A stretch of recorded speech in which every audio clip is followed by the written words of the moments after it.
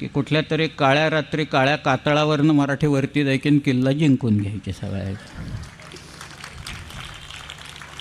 असा औरंगजेबाला आपल्या लोकांनी 25 वर्षे छळला. पण स्वतः शिवाजी राजांनी जे काही धाडस केलं, जे काही निर्भयता दाखवली, जे काही साहस केलं, त्या साहसाला तोड नाही आहे बघा. 2 मिनटात ठोकला शिवाजी महाराजांनी त्याला. की राजांनी अफजल खानाला मारला ना, तो तलवारीनं मारला. शिवा हा कृपाणिकाग्रेण कुक्षावेव तमस्पृशत आकृष्यांत्राणी सर्वाणी. महाराजांनी नकाशे काढले, भूगोल माहिती करून घेतला. आपले इतिहास घडवायचा असेल तर तो भूगोलावर घडतो. त्यामुळे भूगोल माहिती असणं गरजेचं असतं. की सह्याद्री उंची कशी, पाणी कुठे, वाटा कुठे आहेत. काही वेळा नुसत्याच वाटा आहेत, वाटेत पाणी नाही आहे प्यायला. आमचे लोक काही ट्रेकर्स केवळ पाणी नाही मिळालं म्हणून वारलेत त्या वाटांवर. शिवाजीराजा असं म्हणाले की आज हजरतीस 360 दुर्गा आहेत. त्या बकरीतला आकडा आहे 360 म्हणून. आज हजरतीस 360 दुर्गा आहेत.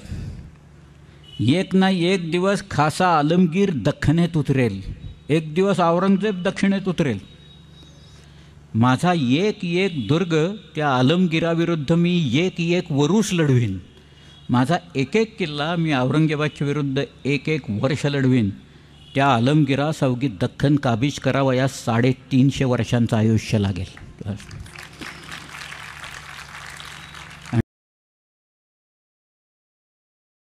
मस्तकी मुकुट अंगी सोन्याचा शेला, हस्तकी खड्ग घेऊन मारसी मणिमल्ला. कैलासाची प्रतिमा जेजुरीचा किल्ला, बैसोनिया रक्षसी दक्षिणाचा इल्ला.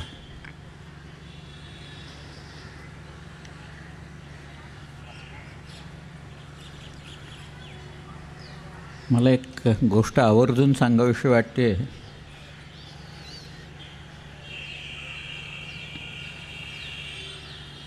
सावरकरांनी मॅझिनीच्या पुस्तकाचा मराठी अनुवाद केला. तो मुद्दामून केला आहे.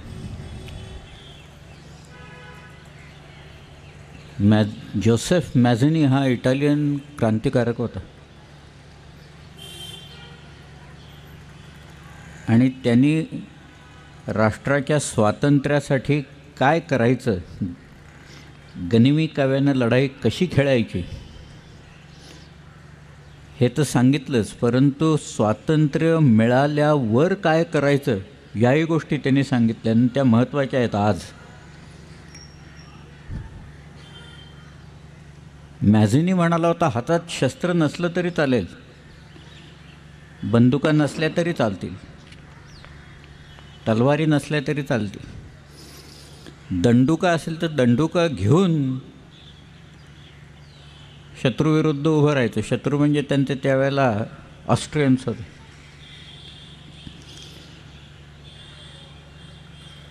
पण स्वातंत्र्य मिळाल्याच्या नंतर त्यांनी सांगितलं की आपल्या देशाची ताकद वाढवायची, शक्ती वाढवायची. शक्ती म्हणजे मिलिटरी पॉवर वाढवायची असं त्याला म्हणायचं होतं. ते याच्याकडे आपल्या देशाचं दुर्लक्ष झालेलं आहे, दिसतंच आहे सगळं. की आमच्या आर्मीचे चीफ ऑफ स्टाफ टी व्हीवर सांगतायत की जर का आता चीन आणखी पाकिस्तानने हल्ला केला आपल्यावर तर त्यांच्यावर गोळ्या झाडायला आमच्याकडे गोळ्या शिल्लक नाहीत, असं टी व्हीवर सांगताना मी स्वतः ऐकलेलं आहे. ही या देशाची शक्ती आहे, जी वाढवायला पाहिजे होती ती वाढत नाही. इथं ज्या ॲम्युनिशनच्या फॅक्टरीज आहेत त्या फॅक्टरीला नेमकी आग कशी लागते तुम्ही बघा. राजस्थानमधल्या आणि आत्ता एक आठवड्यापूर्वीसुद्धा एका फॅक्टरीला आग लागली. म्हणजे इथे ॲम्युनिशन आपलं जाळायचं की ते वापरता येऊ नये. पण तिसरी गोष्ट जी मॅझिनीने सांगितलेली होती की देशात ऐक्य निर्माण करा म्हणून, तेही करणं आपल्याला जमलं नाही. आज इतक्या वर्षानंतर आज देशात ऐक्य असं काही नाही. दिल्लीत एका मुलीवर 4 नराधम बलात्कार करतात आणि दिल्लीच्या आसपास फक्त काही तरुण मंडळी एकत्र येऊन त्याच्याविरुद्ध आंदोलन करतात, तरी आपले लोक ढिम्म आहेत सर.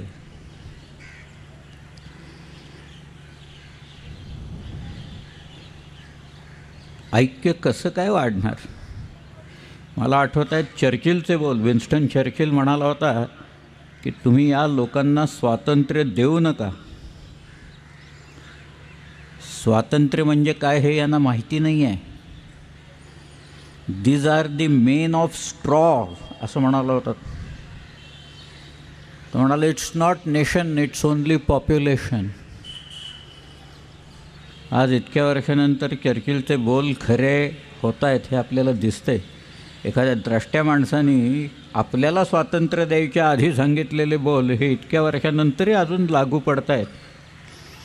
त्यात आपल्या देशाची किती कमाल आहे कळून येईल. ते शिवाजी राजांनी इथे एक पायंडा जो पाडून दिला की स्वराज्य तर निर्माण केलं, स्वराज्य चालवण्याचे नियम घालून दिले, लोकांना त्यांच्या जबाबदाऱ्या सांगितल्या, लोकांना ऑथॉरिटी दिली डिसिजन घ्यायची. ऑथॉरिटी कशाला लागते? डिसिजन घ्यायला लागते. ती ऑथॉरिटी शिवाजीराजांनी या लोकांना घालून दिली. इथं त्यांनी ताकद निर्माण केली. 2 लक्ष पदाती म्हणजे पायदळच 2 लाखाचं होतं, 1 लाखाचं घोडदळ होतं महाराजांचं. या स्वराज्याकडं काहीही नसताना शून्यातून नूतन सृष्टी शिवाजी महाराजांनी निर्माण केली. की परत सावरकरांचं एक वाक्य आहे की तुम्ही हे जर का असं केलं आणि इथं आमच्या तरुणी रस्त्यातनं बूट वाजवत खाडखाड जेव्हा संचलन करायला लागतील तेव्हा या देशाकडं वक्रदृष्टी करून पाहायची हिंमत कोणाची होणार नाही. हे सगळं विसरून जातो आपण. इतिहास कसा विसरावा हे आपल्याकडनं शिकावं. The nation which forgets its history is fated to repeat it असं म्हणतं. इतिहासाची पुनरावृत्ती होत. तुम्ही जर का विसरलात तर काळ तुमच्यावर सूड उगवतो व्यवस्थित. आणि आज शिवाजीराजे इथं झाले एवढं असूनसुद्धा आज महाराष्ट्र इतका शक्तिमान व्हायला पाहिजे. इथले कारखाने सोडून जात आहेत, दुसरीकडे जात आहेत. इथं पाणी नाही आहे. पाण्यासाठी आता यावर्षी तर ही परिस्थिती, अजून एक 4 वर्षांनी काय होईल बघ. लोकांनी सांगितलेलंच आहे इथं 3रं महायुद्ध झालं तर पाण्यासाठी युद्ध होईल म्हणून. ते अशी परिस्थिती आहे, गोड्या पाण्यासाठी, प्यायच्या पाण्यासाठी. पण आपण काही शिकत नाही भूतकाळात नाही, ही सगळ्यात महत्त्वाची गोष्ट. भूतकाळात वावरायला कोणीही सांगत नाही तुम्हाला. आपल्याला काही ढाल तलवार घेऊन लढाया करायच्या नाही आहेत, आपल्याला काही कत्तली करायच्या नाहीत, औरंगजेबासारखे मुंडक्यांचे मिनारसुद्धा उभे करायचे नाही आहेत. पण आपण स्वतःलाच एवढं बळकट करून घ्यायचं की खुदी को कर बुलंद इतना कि हर तहरीर से पहले खुदा बंदे से पूछे बता तेरी रजा क्या आहे. तसं पाहिजे की ताकद स्वतःची वाढवायला पाहिजे. शिवाजीराजांना लहानपणी याचं आकलन झालेलं होतं सगळ्यात. ते कुणामुळे झालं, कशामुळे झालं, उपजत होतं का अवगत होतं, हे सगळे प्रश्न आलाहीत. पण झालेलं होतं ही गोष्ट अत्यंत महत्त्वाची. शिवाजीराजे पहिली जी लढाई खेळले आदिलशाहीच्या विरुद्ध, मोठी लढाई, ती पुरंदरच्या परिघात खेळले. अमीन ठाणे दार शिरवळे सुभान मंगळ कोटात निपुटुनी त्या ते निमिषात फत्तेखाना दिला तडाखा पुरंदराच्या परिघात. तर पेंढरकरांनी लिहून ठेवलं आहे की तो फतह खान चालून आलेला असताना पुरंदर इथं लढाई झाली आणि नंतर पुरंदरच्यापासून अगदी जवळ खळद आणि बेलसर ही जी गावं आहेत, मगाशी मी 4 ओळी म्हटल्या, ते 4 ओळी जेजुरीच्या खंडोबाच्या आहेत. आणि या खंडोबाच्या जवळच ती 2 गावं आहेत. एकाचं नाव आहे खळद आणि दुसऱ्याचं नाव आहे बेलसर. इथं ऐन मैदानात लढाई झाली. खळक बेलसर आपला जो झेंडा होता प्रचंड, झेंडा आदिलशाहीच्या हातात गेला, भगवा झेंडा. आणि त्यावेळेला कान्होजी नाईक जेधे देशमुखांच्या मुलांनी तो झेंडा परत आणला. त्याचं नाव बाजी जेधे म्हणून शिवाजीराजांनी त्याला किताब दिला. सर्जाराव हा त्याला किताब दिलेला. केवळ झेंडा शत्रूच्या हातात जाऊ नये म्हणून जीवाची बाजी लावणारा माणूस, स्वतःचे दागिने गहाण ठेवून स्वराज्याच्या किल्ल्याचं काम करणारा माणूस. कानडी लोक तक्रार करतायत म्हणून स्वतःचा प्राण देऊन कानडी लोकांचं रक्षण करणारा नागोजी जेधे म्हणजे बाजी जेधेचा मुलगा, की जो लिंगसूरच्या लढाईत पडला. किती हृदयद्रावक प्रसंग असतात त्याचं एक वर्णन करून सांगतो मी. वर्णन म्हणजे तुम्हाला फक्त आठवण देतो, आज वर्णन करायला मला वेळ नाही आहे सगळा. शिवाजीराजे दक्षिण दिग्विजयाला गेलेले असताना हे जे कोप्पळ बिप्पळ वगैरे जी गावं आहेत, तिथं दोन मियाना बंधू फार त्रास देत होते जनतेला, सगळ्या प्रजेला प्रचंड प्रमाणात त्रास देत होते. एकाचं नाव होतं हुसेन खान मियाना, दुसऱ्याचं नाव होतं अब्दुल रहीम खान मियाना. ती सगळी कानडी जनता शिवाजी महाराजांच्याकडं आली. आज कानडी जनतेला वेळोवेळी महाराष्ट्रातल्या लोकांनी किती मदत केलेली आणि कशी केली हे जर का सांगितलं तर मग आमच्या आबांच्या विरुद्ध खटला लावायचं धाडस कानडी लोक करणार नाहीत तिकडे त्या वेळेला.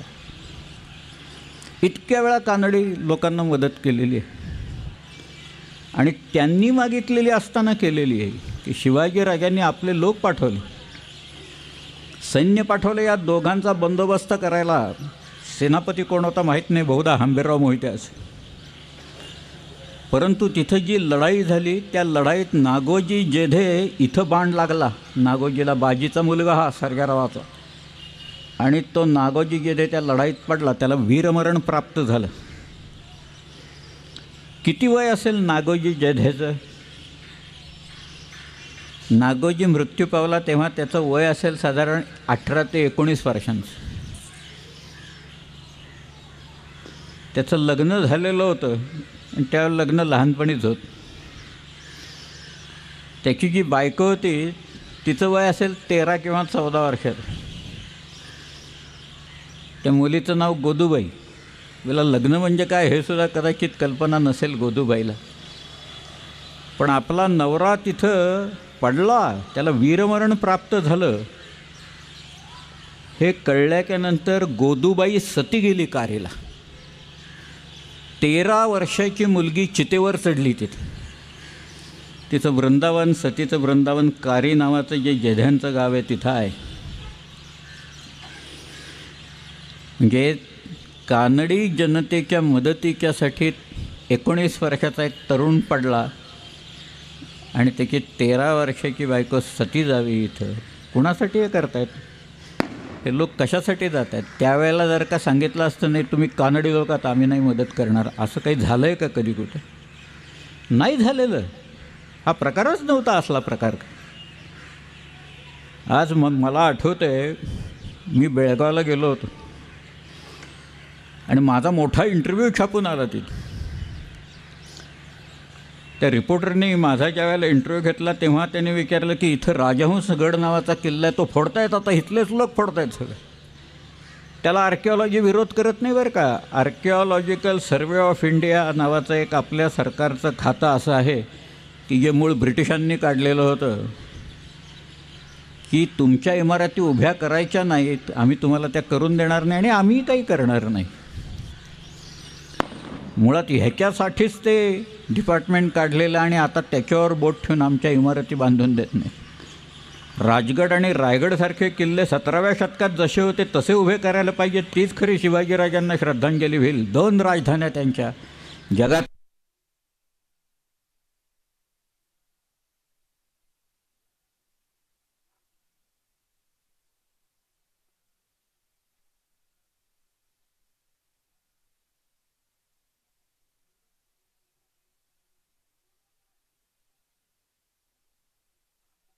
बंगलोरला करा, कारण बंगलोर आमचं गाव आहे म्हणून.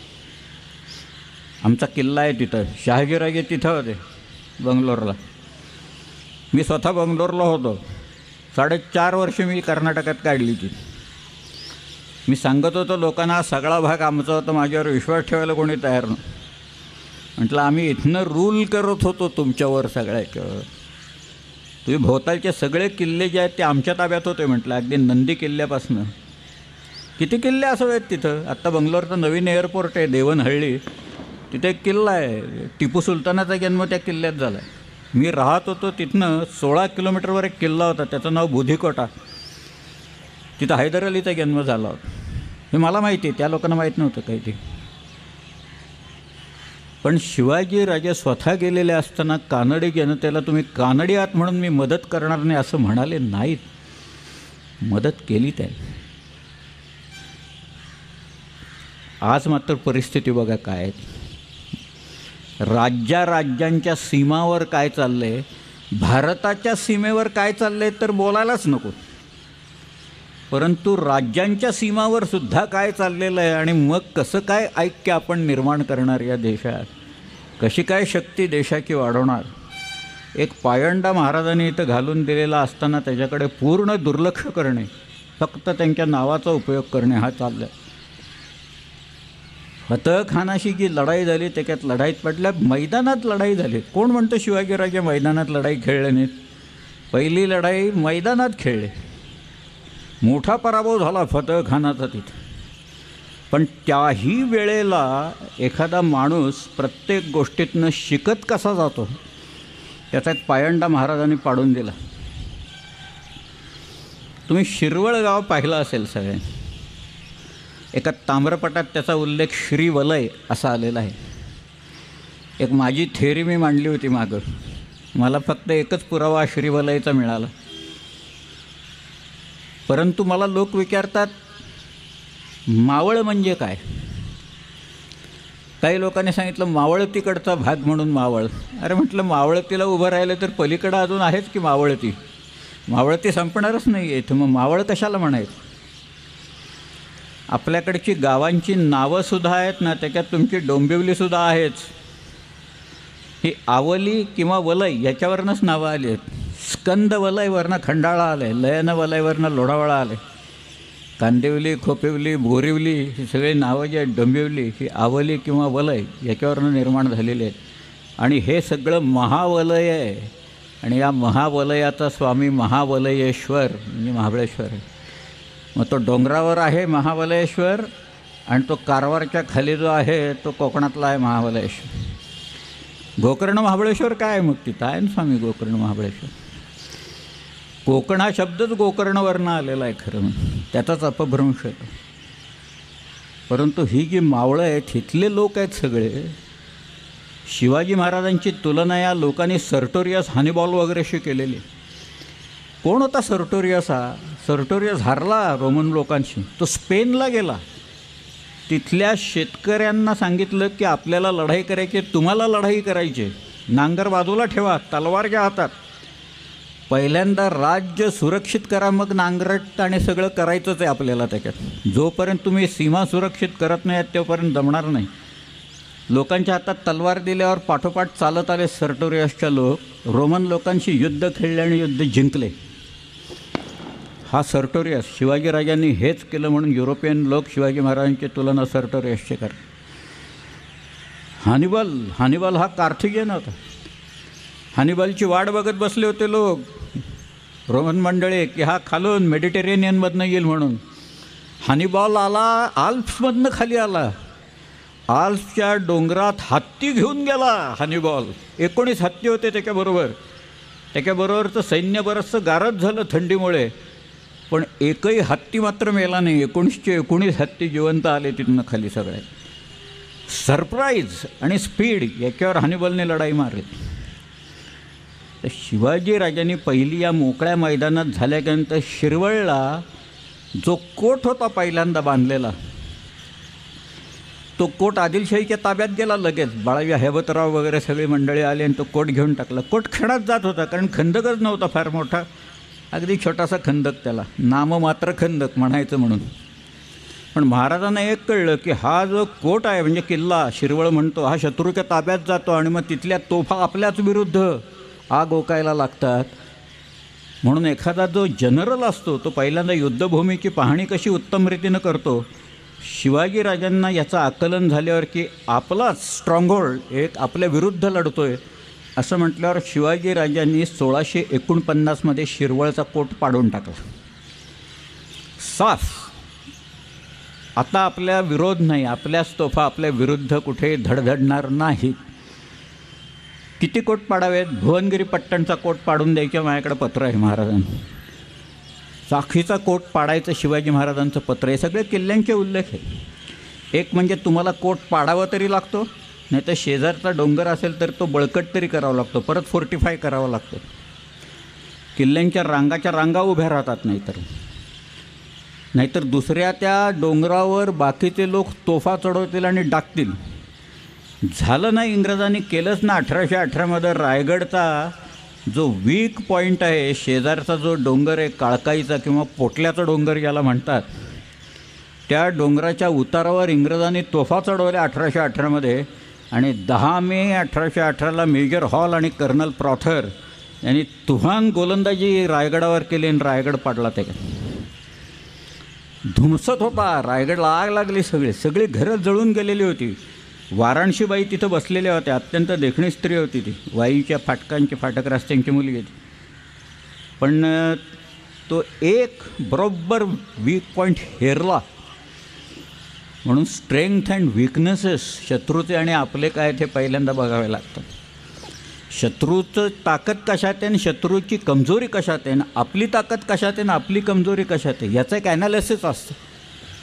मॅनेजमेंटच्या लोकांना माहीत असेल, याला स्वॉट ॲनालिसिस असं म्हणतात. Strength, weaknesses, opportunities and threats.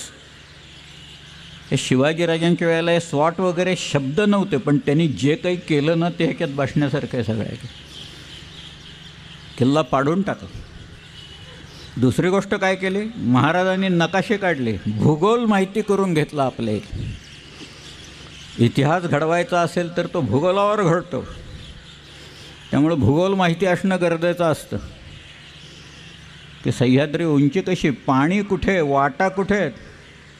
काही वेळा नुसत्याच वाटा आहेत, वाटेत पाणी नाही आहे प्यायला. आमचे लोक, काही ट्रेकर्स केवळ पाणी नाही मिळालं म्हणून वारलेत त्या वाटांवर. धाडस करायला जातात तरुण मुलं, उतरायला जातात, चढायला जातात त्या वाटा, परंतु पाणी एकदा संपलं की आणायचं कुठनं पाणी, पाणीच नाही कुठं. याचाही अभ्यास केलेला होता सगळ्या. आणि म्हणून चंद्ररावाच्या वेळेला हा जो चंद्रराव हा एक किताब आहे मोऱ्यांना मिळाले. तिथला जो पहिला दौलतराव वारल्याच्या नंतर तो जो मुलगा होता त्याचं नाव यशवंतराव, तो आणि त्याची आई महाराजांच्याकडे आले. आणि ती बाई म्हणाली, माझेच आप्त मला त्रास देत आहेत. तिथेच नातेवाईक त्रास देत होते जावळीच्या तिथे. जावळी जागाच अशी आहे की त्या शिवभारतात म्हटलं की जावळी ज्याच्या हातात त्याच्या हातात कोकण, असं काही नाही आहे म्हणा. परंतु जावळी आहे की वरती महाबळेश्वरकडे जाता येतं, जोर खोऱ्याकडे जाता येतं, तिथनं जांभूळ खोऱ्याकडे जाता येतं, रायगडाकडे तिथनं जाता येतं, आणि मग पारच्या घाटातनं खाली कोकणात पार उतरता येतं, किंवा अगदी पलीकडं चतुर्बेट वगैरे वरनं मकरंदगडाच्या हितनं खाली कोकणात उतरता येत. अशा अनेक वाटा आहेत. जावळी फारच विलक्षण जागा आहे. त्यामुळे जावळीवर डोळा होता. पण शिवाजी महाराजांचं औदार्यच एवढं मोठं होतं की ही बाई आणि तो मुलगा आल्याच्यानंतर शिवाजीराजे म्हणाले, मी याला त्या मोऱ्यांच्या गादीवर बसवतो. बसवला त्यांनी. घेतली नाही जावळी त्यावेळेला, पण हाच फिरला नंतर. हा ज्याच्यावर उपकार करायला जावं ती माणसं कशी फिरतात वेळ आल्यावर, कोणीतरी कान भरल्याच्यानंतर हा माणूस फिरला. शिवाजीराजे चिडले. शिवाजीराजांनी एक त्याला पत्र पाठवलेलं आहे. यांनी उलट पत्र पाठवलं की स्वतःचे घरी मुस्तफत राजे म्हटल्यावर कोणे मानितो. तुम्ही स्वतःला राजा म्हटल्यावर कोण मानेन. राजा आम्ही, आमचा देव श्री महाबळेश्वर, त्याचे कृपेने दाईमदारी दरपेढे राज्य जावळीचे करतो. मग शिवाजीराजे इतके चिडले की सिंहासन खाली करून हात रुमाले बांधून राजे न म्हणवून भेटीस येणे. ह्यांनी उत्तर पाठवलं की उदयीक येणार असाल ते आजच याल, दारोगोळी महजूद आहे म्हणून. उद्या येणार असाल तर आजच इथं या. आमच्याकडं दारुगोळा भरपूर तयार आहे तुमच्या विरुद्ध लढण्यासाठी. ज्याच्यावर उपकार केले तो माणूस अशी पत्र लिहितो आहे शिवाजी महाराज. महाराज चिडले. पुन्हा एक गंमत. महाबळेश्वरनं ज्या उतरायच्या वाटा आहेत खाली, खूप गमतीदार वाटा आहेत सगळ्या. कधी कोणी गेलात ना, वाईला कोणी गेलात तर चिखली नावाचं गाव विचारा, आणि त्या चिखलीवरनं एक घाटवरती पाचगणी आहे ना, त्याच्या पुढे येतो थोडासा. त्या घाटाचं नाव आहे तायघाट. अफजल खान या तायघाटाने वर आला बरं का. महाबळेश्वरवरनं खाली त्या कोयनेच्या खोऱ्यात उतरायला ज्या जागा आहेत त्याच्यात आत्ताचा जो घाट आहे याला आंबेनळी म्हणतात, किंवा इंग्रजांनी त्याचं नाव दिलं होतं फिट्झजेराल्ड घाट असं नाव दिलं. त्याचं मूळचं नाव आहे रडतोंडीचा घाट. खरंच रडायला येतं तिथं, कारण सगळी इतकी घसरण आहे तिथं. आपल्याकडं संस्कृत नावं द्यायची पद्धत आहे, म्हणजे मूळ नावं मराठी असतात ती संस्कृताईच करायची. म्हणून शिवकाव्य नावाच्या एका त्या काव्यात संकर्षण सकळकळ्यांनी त्याला अश्रुमुखीचा घाट म्हटले, म्हणजे रडतोंडीचाच घाट. अश्रुमुखी. तर शिवाजी राजांनी एक छोटीशी तुकडी रडतोंडीनं पाठवून दिली. म्हणजे तुम्ही कल्पना करा, रडतोंडी इथं आहे, इथनं खाली उतरायचं की कोयना लागते, इकडं पार नावाची गावं आहेत, त्याच्या पलीकडं गेलं की इथं जावळी आहे. याच्यावरती ज्या काही उतरायच्या वाटा आहेत त्या अत्यंत अवघड वाटा आहेत. त्यातल्या मी एका वाट्याचा उल्लेख केला होता, निश्रेणी म्हणजे शिडीची वाट, आणि ती त्या एल्फिन्स्टन पॉईंटच्या तिथनं येते. एल्फिन्स्टन पॉईंटचं पूर्वीचं नाव आहे पांगळा, त्या पांगळ्याच्या तिथनं येते. आर्थर सीटचं पूर्वीचं नाव आहे मढीमहाल. शिवाजीराजांनी एक तुकडी पाठवल्यावर मोऱ्यांचे लोक सगळे रडतोंडीकडं आले की शिवाजी तुकडी येते जावळीवर चालून असं म्हणून. मोऱ्यांचे सगळे वीर इकडं आलेले असताना स्वतः शिवाजीराजे 2000 लोक घेऊन त्या निसणीच्या वाट्यानं खाली उतरले. जावळीतच, एकदम जावळीत. शिवाजीराजे मोऱ्यांचे लोक रडतोंडीकडे, शिवाजीराजे जावळीत. वाट अवघड आहे, आजही अवघड आहे. ट्रेकर्सनासुद्धा अवघड वाट आहे ती त्याच्यात पाठीवर, कारण ट्रेकरच्या पाठीवर नेहमी हॅवरसॅक असते. ती सॅक घेऊन जायचं म्हणजे तो ब्रह्मराक्षसच असतो पाठीमागे लावलेला. तुम्ही त्याला घेऊन सगळीकडे हिंडावं लागतं. त्या आणि थोडासा तोलबेल गेला की गेला खाली माणूस ते. पण स्वतः शिवाजीराजांनी जे काही धाडस केलं, जे काही निर्भयता दाखवली, जे काही साहस केलं, त्या साहसाला तोड नाही आहे बघा. शिवाजीराजांनी तिथनं खाली जावळीत उतरले, जावळी मारली. जावळीत एक वीर मिळाला त्यांना चांगला. शिवाजीराजे माणसं शत्रूकडनं सुद्धा गोळा कशी करत होते त्याच्यातला फार एक उत्तम भाग आहे. एक माणूस तलवार चालवणारा अप्रतिम माणूस, त्याचं नाव मुरारबाजी देशपांडे. हा त्या जावळीत मोऱ्यांच्याकडनं मिळाला. त्याच्यावर एक पोवाडा आहे बरं का, फार गमतीदार पोवाडा आहे. सोनू दळवी, मरकतराव, घोडी आहे त्यांची ती सगळी. पण जावळीचा जो चंद्रराव होता तो चंद्रराव पळाला तिथे आणि तो रायगडाला आला. रायगड फार अवघड जागा त्यावेळी. शिवाजीराजांचा मुक्काम जावळीत होता आणि मोऱ्यांचे लोक जंगलात जाऊन बसलेले होते. ते यायचे घोडी पळव, कुठं काय कर वगैरे करत बस.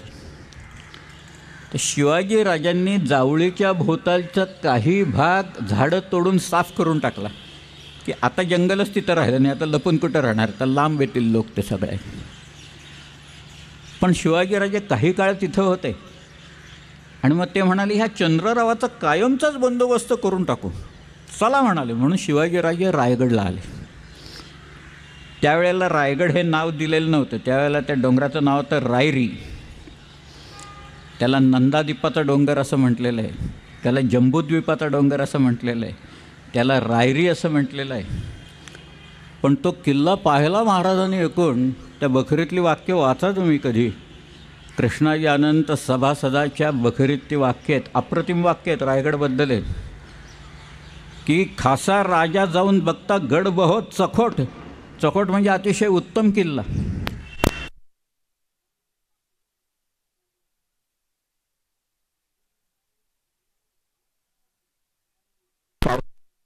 इतका कातळ कडा कोरलेला आहे सगळ्या ह्याच्यात. पृथ्वीवर देवगिरी हा चखोटगड खरा, तोही उत्तम आहे देवगिरीचा किल्ला, पण त्याच्यापेक्षा दशगुणी उंच असा तो दुर्ग पाहून राजे संतुष्ट झाले आणि बोलिले, तख्ता जागा हाच गड करावा. जर का करायचं असेल तर इथंच आपलं सिंहासन केलं पाहिजे, रायगडवर. रायगड असा आहे तो, फार विलक्षण आहे रायगड. रायगड की जी तटबंदी आहे, अत्यल्प तटबंदी, गरजच नाही, सगळीकडे कडेच आहेत.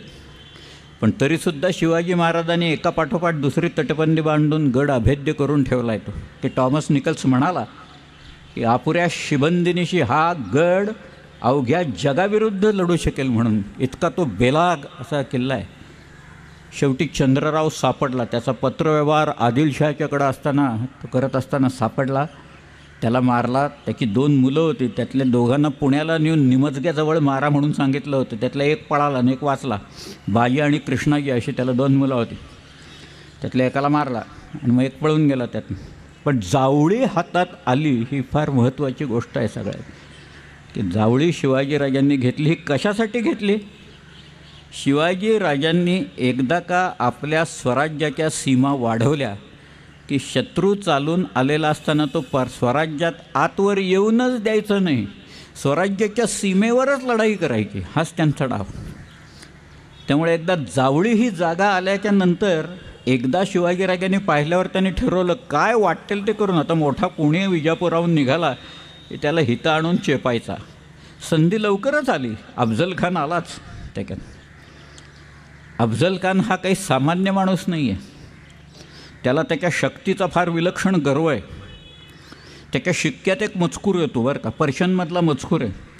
गर अर्ज कुनद सिपर अला फजल फुजला व फजल अफजल अजहर मल के बजाय तसबी आवाज आयत के अफजल अफजल. म्हणजे उच्चातल्या उच्च स्वर्गाला विचारलं, या पृथ्वी तलावरचा श्रेष्ठ माणूस कोण आहे, तर सगळीकडनं आवाज येईल अफजल अफजल म्हणून. 2 मिनटात ठोकला शिवाजी महाराजांनी त्याला ह्याला. की अफजल खानाचं त्यांनी त्याला गावांना स्वतःचं नाव द्यायची खोड होती. वाईचा तो 10 वर्ष मुकासदार होता. 1649 ते 1659, सतत 10-11 वर्ष मुकास. त्याला वाई माहिती होती पूर्ण. प्रतापराव मोरे हा त्याच्याबरोबर होता, वाईत होता. आणि तो म्हणाला, आपण जावळीत जाऊन जावळी घेऊ. मी आहे ना म्हणाल तुमच्याबरोबर. तिथं बावधन नावाचं गाव आहे वाईच्या जवळ, त्याचं नाव त्यांनी अफजल नगर म्हणून ठेवलेलं होतं. या विजापूरच्या जवळ महिंद्री नावाचं गाव आहे, त्याला त्यांनी अफजलपूर म्हणून नाव ठेवलेलं होतं. हे साताऱ्याच्या इथं कोरेगाव आहे ना, तिथे एक रहमतपूर नावाचं गाव आहे बघा. त्या गावाचं मूळ नाव कुमठ बुद्रुक. तिथं शहाजीराजांचा मित्र रंदौला खान वारला. त्या रंदौला खानाचा मुलगा, त्याचं नाव रहमत खान, म्हणजे दुसरा रुस्तम जमान, त्याने आपल्या बापाचा रोजा तिथं बांधला आणि त्या गावाला नाव दिलं रहमतपूर म्हणून. पुढं अफजल खान तिथं आला, त्यांनी स्वतःचा एक शिलालेख करून ठेवला त्या रोजेवर आणि त्या गावाचं नाव दिलं अफजलपूर म्हणून. ते टिकलं नाही. आता रहमतपूर म्हणतात त्या गावाला. पण भयंकर खोड याला अफजल खानाला स्वतःचं नाव द्यायचे सगळीकडे. आम्ही हे केलं, आम्ही ते केलं वगैरे, नाही का ते लोक लिहितात बघा, ते बाकांवर सुद्धा लिहितात, यांच्या त्या फंडातनं हे केले ते केले वगैरे. पैसे आमचेच, आम्हीच जाऊन बसायचं तिथं, नाव यांचं तिथं असं. अफजल खानाबद्दल फार फार सांगता येईल खरं म्हणजे. अफजल खानाला 60 बायका होत्या. त्या सगळ्यांना मारलं त्यांनी. इकडं निघायच्या आधी अफजल खानाने सर्व बायकांना ठार मारलं. तिथे एक सुरंग बावडी नावाची एक विहीर आहे, तिथं बुडवून मारलं त्यांनी तिकडे त्या बायकांना. त्या बायकांच्या कबरी आहेत तिथं आजही. विजापूरच्या आउटस्कर्ट्समध्ये बाहेर, विजापूरपासून एक 3-4 किलोमीटरवर तिथे एक अफजलपूर नावाचं गाव आहे, तिथं आहे ते. आणि ॲबे बार्थेलमो कॅरेस 1672मध्ये विजापूरला गेला होता, तर त्याने अफजल खानाच्या बायकांच्या कबरींचं काम चालू आहे म्हणून लिहिलेलं आहे त्यावेळेला. ते त्याच्याच आहेत. त्याला आता सध्या 60 कबरं असं म्हणतात. आता कोण जात येत नाही तिकडे, जरा बाजूला पडलं आहे सगळं. परंतु असा अफजल खान तिथं आला, वाईपर्यंत आला. तर महाराज म्हणाले, आता जावळी हातात आलेलीच आहे, आता जावळीपर्यंत खाली खेचायचं त्याला, बस एवढे एक काम झालं की एकही माणूस वरती जिवंत जाता का. घाट चढून कोण जाणार हो, परत रडतुंडी आधी उतरायची पंचायत सगळ्याच्यातनं, घाट चढून परत वरती जायचं अवघड काम होतं. अफजल खान महाबळेश्वर उतरल्या क्षणी मृत्यू ठरलेला होता. फक्त कुणाच्या हातनं हाच एवढा भाग होता सगळ्या. पण तिथं स्वतः शिवाजीराजे गेले. ही फार महत्त्वाची गोष्ट आहे. एवढा ताकदवान माणूस, 1-to-1 कॉम्बॅट आहे. त्याच्या टर्म्स अँड कंडिशन्स ठरल्यात बरं का. भेट कशी घ्यायची ह्याच्या टर्म्स ठरल्यात, शर्थी ठरलेल्या आहेत. दोघं एकटे असतील आणि बरोबर त्यांचे वकील असतील. दोघं सशस्त्र भेटीला येतील असं लिहिलेलं आहे त्याच्यात. उगाच इकडं लपवलं तर त्यांनी हे लपवलं, काही लपवी नव्हती. सगळं अगदी व्यवस्थित होतं. सशस्त्रच भेट होती मुळात. दोघांच्या बरोबर 10 लोक असतील विश्वासाचे, आणि ते एका बाणाच्या अंतरावर राहतील. बाकी इथं एकटाच यायचं वकिलांच्या बरोबर. अफजल खानाच्या बरोबर कोण असावेत? शंकरराजे मोहिते, पिलाजीराजे मोहिते, पहलवान खान, रहीम खान, अब्दुल सय्यद आणि बडा सय्यद. सय्यद बंडा नाही बरं का तिथं काही, तो बडा सय्यद आहे. मी 4थीपासनं तुम्ही आणि काही वाचलं आहे सय्यद बंडा म्हणून. बंडा आपल्याकडे असतो सगळ्याकडे. मी तर एका बकरीत सय्यद बंडू असं वाचलेलं आहे खरं मी काढून. पण हे आणि 4 इतर यवन हे त्या अफजल खानाबरोबर होते. आणि शिवाजीराजांच्या 10 लोकांची नावं उपलब्ध आहेत. त्यातले कित्येक लोक नंतर दिसत नाहीत. कुठे गेले काही कळायला मार्ग नाही.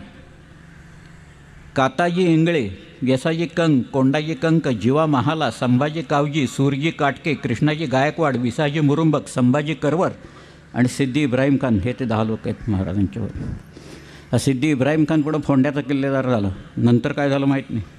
हा काताजी इंगळे पुढं कुठं गेला माहीत नाही. विसाजी मुरुंबकाचं काय झालं माहीत नाही. संभाजी करवर कुठं गेला माहीत नाही. येसाजी कंक फोंड्याला किल्लेदार होता. पायदळाचा सेनापती होता तो शिवाजीराजांचा. घोडदळाचा जसा नेतोजी पालकर होता. नेतोजी नाव आहे त्याचं, नेताजी नाही आहे. नेताजी अलीकडे लोक असतात. हा नेतोजी पालकर आहे, त्याच्या मुद्रेत आहे नेतोजीची. पण गंमत म्हणजे बघा, प्रसंग असा आहे की 1-to-1 कॉम्बॅट आहे. स्वतः शिवाजीराजे जाणार. लोक म्हणाले आम्ही जातो, मी जाणार नाही.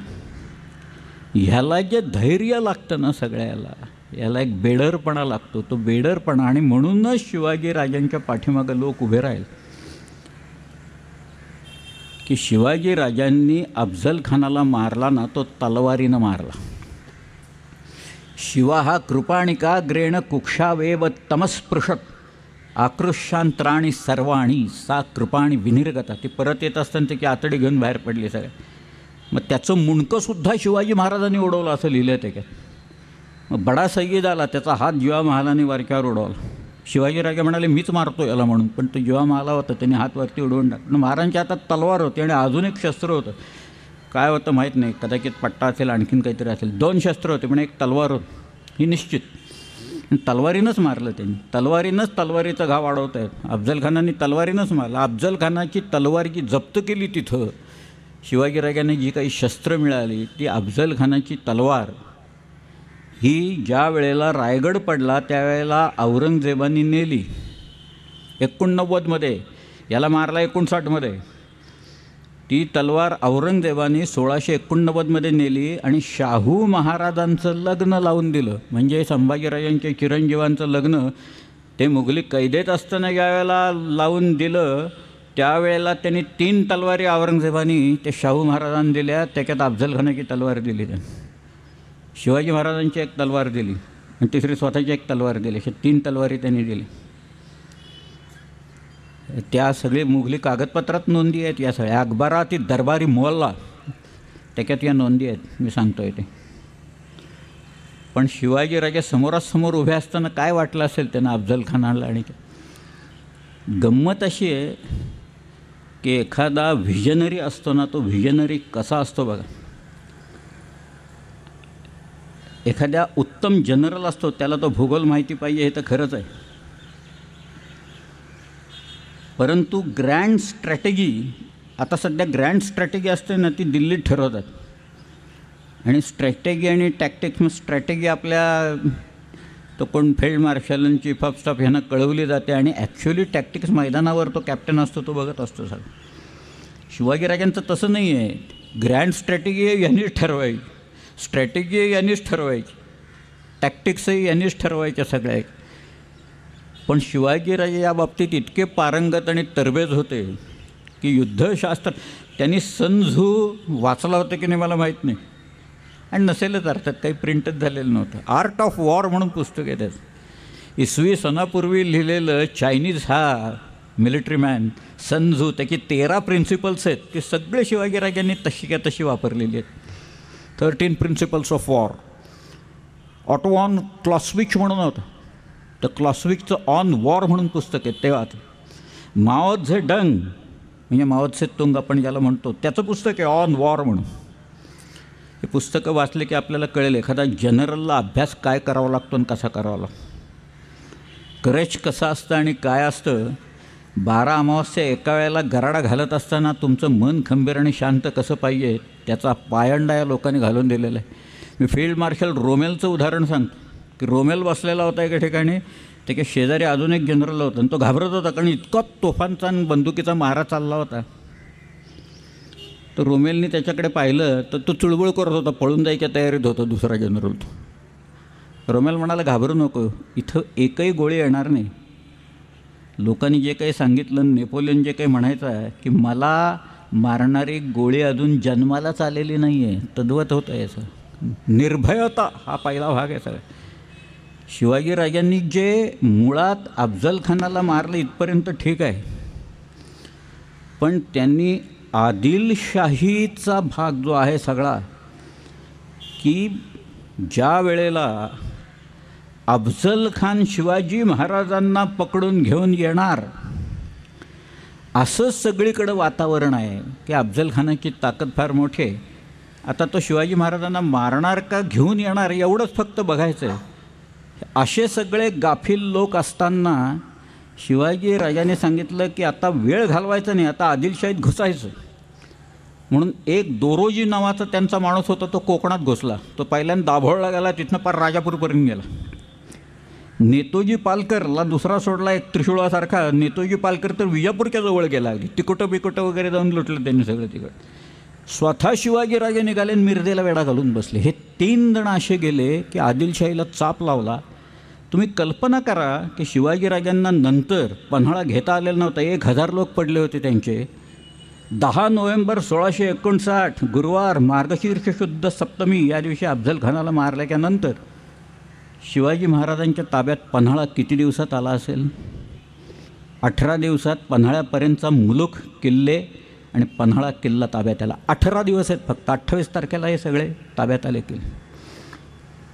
हीच ग्रँड स्ट्रॅटेजी आहे. ग्रँड स्ट्रॅटेजी आदिलशाहीचा मुलूक जितका लवकर मारता येईल, कारण पन्हाळ्याचे इथं लोक गाफील होते आदिलशाहीचे. खाली गलबाला झाला, सैन्य आलं. कुणाचं सैन्य आहे? ते म्हणाले शिवाजी महाराजांचं सैन्य. म्हणाले आमचे अफजल खान कुठे आहेत? ते म्हणाले अफजल खान वर, शिवाजी महाराज खाली आलेत. हे देऊन टाका म्हणाले किल्ला पहिल्यांदा या सगळ्यांनी. अशा केवळ दहशतीखाली किल्ले आले, तर लढाया झाल्याच नाहीत. पण हीच तर स्ट्रॅटेजी होती. एखादी स्ट्रॅटेजी की लोक गाफील आहेत, याचा फायदा आपण ताबडतोब घेतला पाहिजे आणि सरप्राईज अटॅक्स केले पाहिजेत. त्यामुळे मुलूक वाढला. पुढची लढाई शिवाजीराजे कुठं खेळले? कोल्हापूरला खेळले. लढाई झालीच नाही. रुस्तुमे जमा आला होता, त्यांनी कोण लोक कुठं कुठं ठेवले, डिप्लॉय केले, आणि शिवाजी महाराजांनी त्यांच्यासमोर आपले कुठले लोक ठेवलेले होते हे सगळं दिलं आहे कवींद्र परमानंदांनी. फक्त पळ पहिल्यांदा कुणी काढायचा आदिलशाहीतल्या सेनेनी एवढंच राहिलेलं होतं त्याच्यात. तो स्वतः रुस्तुमे जमानच पहिल्यांदा पळत सुटला तिकडून. लढाई बिडाई काही झाली नाही त्या सगळ्यात. तुम्ही कल्पना करा जरब किती बसली असेल. अफजल खानाला शिवाजीराजांनी एकांगी करून मारलं आहे की जरब काय झाले. आणि मग ज्या काही अफवा सगळ्या सुरू झाल्या की याला हरक्युलिसची ताकद आहे, हा एका वेळेला सगळीकडे असतो, याला पंखच आहे, त्याला उडता येतं, याला गुप्त होता येतं सगळ्या ह्याच्यातनं, अशा ज्या प्रॉपगँडा झाला. आणि तो तसाच ठेवला होता महाराजांनी. तो काही डिस्टर्ब करायचं त्यांनी काही कारण होऊ दे म्हणाले. तसंच काही झालं. पोर्चुगीज लोक म्हणत आहेत भारतात कुठेही लढाई जर का झाली तर त्याचा सूत्रधार शिवाजी आहे म्हणून. इथपर्यंत लोक गेले. पोर्चुगीज लोक म्हणत आहेत या सगळ्या ह्याच्यात. तुम्ही कल्पना करा काय झालं असेल. म्हणजे सगळे लोक पहिल्यांदा तिथं चिलमी पेटवून बसलेले असतील की आता अफजल खान येणार असं करत बसलेले सगळे असं करत. ते म्हणाले अरे शिवाजी खाली देऊन टाका म्हणाले घाबरून. पुढं विशाळगड आला पुढचा. पन्हाळ्यावर शिवाजीराजे थांबले. बघा आत येऊन दिलं नाही नंतर कोणाला. कोल्हापूरला लढाई खेळली, शिवाजीराजे पन्हाळ्याला जाऊन थांबले. पन्हाळा ते विशाळा आणि विशाळगडावरनं आले. अजून एक सांगतो आता, आणि ह्या गोष्टी तुम्हाला जे काही या चरित्रात वगैरे लोक लिहित नाहीत. शिवाजीराजे जिजाऊ साहेबांना राजगडावर भेटून प्रतापगडला गेले ना, ते साधारण सप्टेंबर 1659 गेले. बघा, सप्टेंबर 1659 राजगडावर जिजाऊ साहेबांना भेटून शिवाजीराजे प्रतापगडावर आले. प्रतापगडावरनं ते लगेच पुढे आले. आता अफजल खानाला मारल्याच्या नंतर महाराजांनी ताबडतोब जाऊन आईला सांगायला नको होतं का, तुम्ही सांगितलं आऊसाहेब मातोश्री साहेब म्हणून मारला आम्ही. साखरा वाटा, हत्तीवरनं साखरा वाटा, भांड्यांचे आवाज करा म्हणजे तोफांचे आवाज करा. नाही, शिवाजीराजे गेले सीमेवर, पन्हाळ्यात अडकले, पन्हाळ्यातून सुटले, विशाळगडवर गेले. तो मसूद विशाळगडला वेढा घालायला लागला, शेवटी त्याचा पराभव झाला. तिथनं शिवाजीराजे आले आणि मग ज्या वेळेला भेटले मध्ये 1.25 वर्ष गेलेलं होतं. तुम्ही कल्पना करा काय. आई आणखी मुलगा हे जे स्वराज्य सांभाळत आहेत हे दोघंजणं 1.25 वर्षानंतर भेटलेले आहेत सगळ्यात. महाराजांना वाटलं नसेल किंवा आऊसाहेबांना वाटलं नसेल की ह्यांनी माझ्या मुलांनी काय पराक्रम केला, थोर पराक्रम केला की भेटावं आपल्याला त्याला. आणि महाराजांनाही वाटलं असेल काय पराक्रम केला ते जाऊन दाखवावं, आऊसाहेबांना सांगावं. नाही, स्वराज्यवृद्धी, राज्याची वृद्धी, राज्याच्या सीमा बळकट करणे, राज्याचा विस्तार करणे आणि युद्ध खेळायचं तर ते सीमेवर खेळणे, यासाठी हे सगळं शिवाजीराजांनी हा पायंडा दाखवून. तुम्हाला अजून एक सांगतो, मी पहिल्या दिवसापासून छोटे छोटे धक्के देत चाललो आहे. काल जरा थोडेसे जास्तीच बसले असतील कदाचित, परंतु शिवाजीराजे पन्हाळ्यावरनं निघाले त्या दिवशी तारीख होती 12 जुलै 1660 आणि विशाळगडला पोचले. मध्ये काहीही झालं नाही. विशाळगडच्या पायथ्याची लढाई झाली थोडीशी, काही नाही. ते घोडखिंड बिडखिंड वगैरे असला प्रकार काही नाही आहे, काहीही नाही आहे कुठेही. अस्सल कागद म्हणत नाहीत, शिवभारत म्हणत नाही. बांदलांचे सगळे लोक होते. बांदलांचा जो देशमुख होता रायाजी वयानं लहान होता आणि सगळा कारभार बाजीप्रभू बघत होता. आणि हे सर्व लोक 600 लोक बांदलांचे हे पहिल्यांदा विशाळगडावर होते. आणि ज्या वेळेला सिद्धी-जोहर वेढा घालायला येतो असं म्हणताना महाराजांनी पन्हाळ्याच्या बेहबुदीकरता म्हणजे मजबूतीकरता हे सगळे लोक विशाळगडावरनं पन्हाळगडावर बोलवले. यांना पन्हाळा ते विशाळा रस्ता माहीत होता, विशाळगड ते पन्हाळगड रस्ता माहीत होता.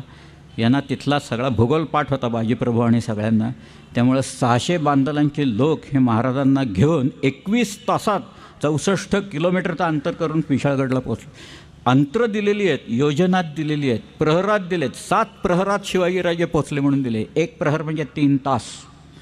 21 तासात महाराज पोचले तिथे. पण सिद्धी मसूद आला. सिद्धी मसूद म्हणजे जोहरचा जावई. आता जावयाने काहीतरी पराक्रम करून दाखवा म्हणून जोहरने त्याला पाठवून दिला. हा विशाळगडला वेढा घालायचा प्रयत्नाला लागला. आता म्हणाले पन्हाळ्याहून आपण विशाळगडला आलो आहे, आता इथं कुठं सापडायचं. मग शिवाजीराजांची परवानगी घेऊन बाजीप्रभू वरनं उतरला खाली, विशाळगडावरनं खाली उतरला आणि विशाळगडच्या पायथ्याशी लढाई झाली. त्याच्यात सिद्धी मसूदचा पराभव झाला आणि त्याच्यात बाजीप्रभू त्या लढाईत पडला. तिथं खिंड आहे बारकी, अगदी छोटीशी खिंड आहे विशाळगड आणि मेनलँडच्यापासून. बाजीप्रभूचा काही पराक्रम कमी होत नाही. बाजीप्रभू विलक्षण पराक्रमी होता, पराक्रम गाजवला त्यांनी तिथं. मसूदचा पराभव केला, पण बाजी बिचारा पडला त्याच्यात. आणि मग शिवाजीराजे आले आणि मग त्यांनी काय करावं, माझ्यावर तोफा डागल्या ना तिथं युनियन जॅक लावून पन्हाळ्यावर ज्या इंग्रजांनी तोफा डागल्या तिथं पुढं त्यांनी राजापूरची वखार खणून काढली. महाराज सगळ्या इंग्रजांना पकडलं. हेनरी रिव्हिंग्टनला तिथं आणून ठेवलेलं होतं की स्वतःच्या तोफा होत्या त्याला फॅक्टरीतनं बडतर्फ केल्याचं सगळं पत्र आलं होतं. त्याच्यावर तो बसला होता खुर्चीच्या खाली, गादीखाली ठेवून तो, आणि तो स्वतः तोफा भाड्याने देत होता सगळ्यांना तिथं. पण त्यालासुद्धा असा काही अडकवला, पुढं 3 महिन्यात गारद झाला तो, पार सुरत्याला वारला तो सगळं. मुगाच्या डाळीचे खिचडे खाऊन काय होणार शेवटी यांचं सगळे, तिथं वारला तो त्याच्यात. पण हे सगळं जे आहे ते काही सामान्य राजकारण नाही आहे. तुम्हाला एक दूरदृष्टी लागते, ताकद लागते, पण अंदाज लागतो शत्रूच्या ताकदीचा, आणखी त्याच्या कमकुवतपणा कुठे हे जोखण्याचा अंदाज त्याला पूर्णपणे असावा लागतो.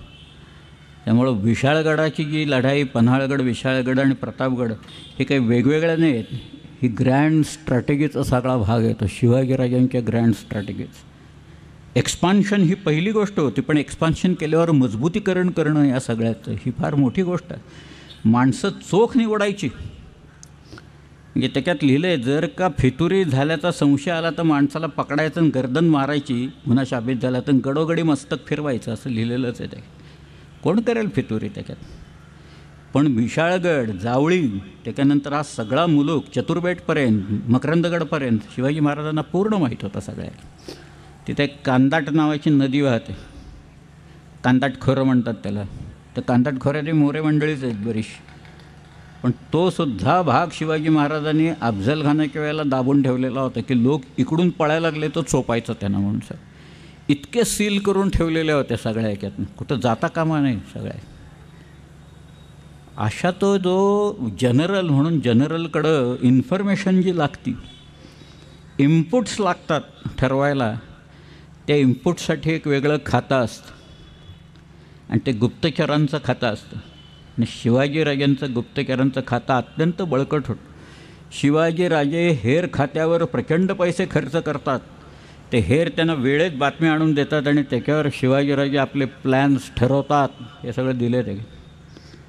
शिवाजीराजांनी सुरत लुटली ना, सुरतेचा ब्लूप्रिंट यांनी आणलेला होता, सगळा अख्खा सुरतेचा ब्लूप्रिंट होता. पण शिवाजीराजांना यावं लागलं कारण शायस्ताखान आला. शायस्ताखानाच्या बरोबर 1,00,000 फौज होती. आमच्या स्वराज्याची सगळी फौज गोळा जरी केली ना तरी 40,000 झाली नसती त्यावेळेत. आणि हा येऊन बसला बादशाचा मामा, बादशाचा जैसा प्रतिमा, असं लिहिलं आहे त्याच्यात त्यांनी की हा येऊन बसला शायस्ताखाना किताब आहे. 3 वर्ष पुण्यात होता. एकच किल्ला घेतला त्यांनी, तो सुद्धा भुईकोट किल्ला पुण्याच्या जवळ असलेला चाकणचा घेतला त्यांनी. आणि बाकी काही घेच ना, मी जाईच ना, तो कुठेही जाईना. रोज आपलं मेजवान्या चालायच्या, नाचगाणी चालायची. ह्या मुघलांची मनोवृत्ती त्यावेळची काय होती हे दाखवणारा एक प्रसंग महासिर आलमगिरीमध्ये आहे. साकी मुस्तैद खानांनी लिहून ठेवलेला आहे. या शायस्तेखानांनी त्याच्या एका मुलीचं लग्न पुण्यात लावलं. त्या मुलीचं नाव परी बेगम. शाहिस्तेखानाची अजून एक बहीण होती, म्हणजे जशी फरजाना बेगम नावाची एक त्याची बहीण होती. हे फरजाना बेगमेचं लग्न जाफर खान वजीराशी झालेलं होतं. त्याला 2 मुलगे होते. एकाचं नाव होतं कामदार खान आणि दुसऱ्याचं नाव होतं नामदार खान. त्याच्यातल्या कामगार खानाशी परी बेगमेचं लग्न पुण्यात शाहिस्तेखानाने लावलं. जाफर खान लग्नाला आला होता बरं का मुद्दामून पुण्यात. वजीर औरंगजेबाचा हा मुद्दामून पुण्यात येऊन गेला, तिथं कसब्यात लाल महालाच्या जवळ. पुण्याला 3 दिवस सुट्टी देऊन टाकली होती त्यांनी. आणि हा हालेच ना, मेजवान्या चालू आहेत. तर शिवाजीराजे राजगडला जाऊन बसलेत. बरं, शाहिस्तेखानाला एक गोष्ट माहिती होती, ह्या माणसाच्या फार जवळ जर का गेलं तर तो आतडी बाहेर काढतोच तिथनं. त्यामुळं फार जवळ जाता कामा नये. त्यामुळे आपण पुण्यात थांबू, बघूया काय होतं. नामदार खान आला त्याच्याकडे, म्हणजे त्याचा भाचा आला धाकटा. आणि तो शायस्ताखानाला म्हणाला की मामूजान, अरे आपण 3 वर्ष इथं बसलो आहे, 1 किल्ला फक्त चाकणचा घेतला, तुम्ही मला परवानगी द्या, मी जातो आणि शिवाजीला पकडून घेऊन येतो. आता शाहिस्ताखान काय म्हणतो आहे बघा. मुघली मनोवृत्ती कशी होती ते सांगणारं त्याचं द्योतक हे आहे. शायस्ता म्हणाला, तू तुझ्या जवानीच्या जोशात असं बोलतो आहेस म्हणाला सगळे. अरे आपण जर का शिवाजीला पकडलं तर औरंगजेबाला दक्षिणेत कोणीही मोठा शत्रू राहणार नाही. आणि एवढी मोठी कामगिरी केली म्हणून तो आपल्याला काबूल आणि कंदाहारला पाठवेल. त्याच्यापेक्षा पुणं काय वाईट आहे, इथली हवापाणी छान आहे म्हणाला इथलं सगळंच. मी सांगत नाही, तिथं लिहिलं आहे त्या कागदात. तो म्हणाला तू जाऊ नको, काबूल कंदारला डिफ्यूट करेल आपल्याला, फार पंचायत आहे, भिकार मुलूक आहे तो सगळा तिथला. त्यामुळे नामदार खानाने काही केलं नाही. आणि हे सगळं शिवाजी महाराजांना त्यांच्या हेरांनी येऊन सांगितलं. महाराज शायस्ता खान म्हणतो आता हलणार नाही, मी आता इथंच राहणार. महाराज म्हणाले आता आपल्याला जायला पाहिजे. आता तो जर काही येत नाही म्हणतोय तर आता आपल्याला जायला पाहिजे, त्याला तर उखडून काढला पाहिजे इथनं. माझा मुलूक बर्बाद करतो आहे 3-3 वर्ष. रयत सगळे डोंगरात जाऊन राहिले, गाई गुरं पळवलेली जात आहेत, मुली पळवल्या जात आहेत सगळ्या. जाळपोळीला ऊत आलेला आहे, यांची गाणी बजावणी चाललेली आहेत. कव्वालीचे सूर सगळे ते आमच्या लाल महालातनं सगळे यायला लागलेले आहेत. आता तिथं जाऊनच ह्याला वचपा काढला पाहिजे, ह्याला तिथंच ठोकला पाहिजे नाही. पण लाल महाल काय होता सगळ्यांना माहिती होतं. तिथले वाडे पुणं सगळं अगदी तळहाता फोडासारखं सगळ्यांना माहीत होतं सगळ्या.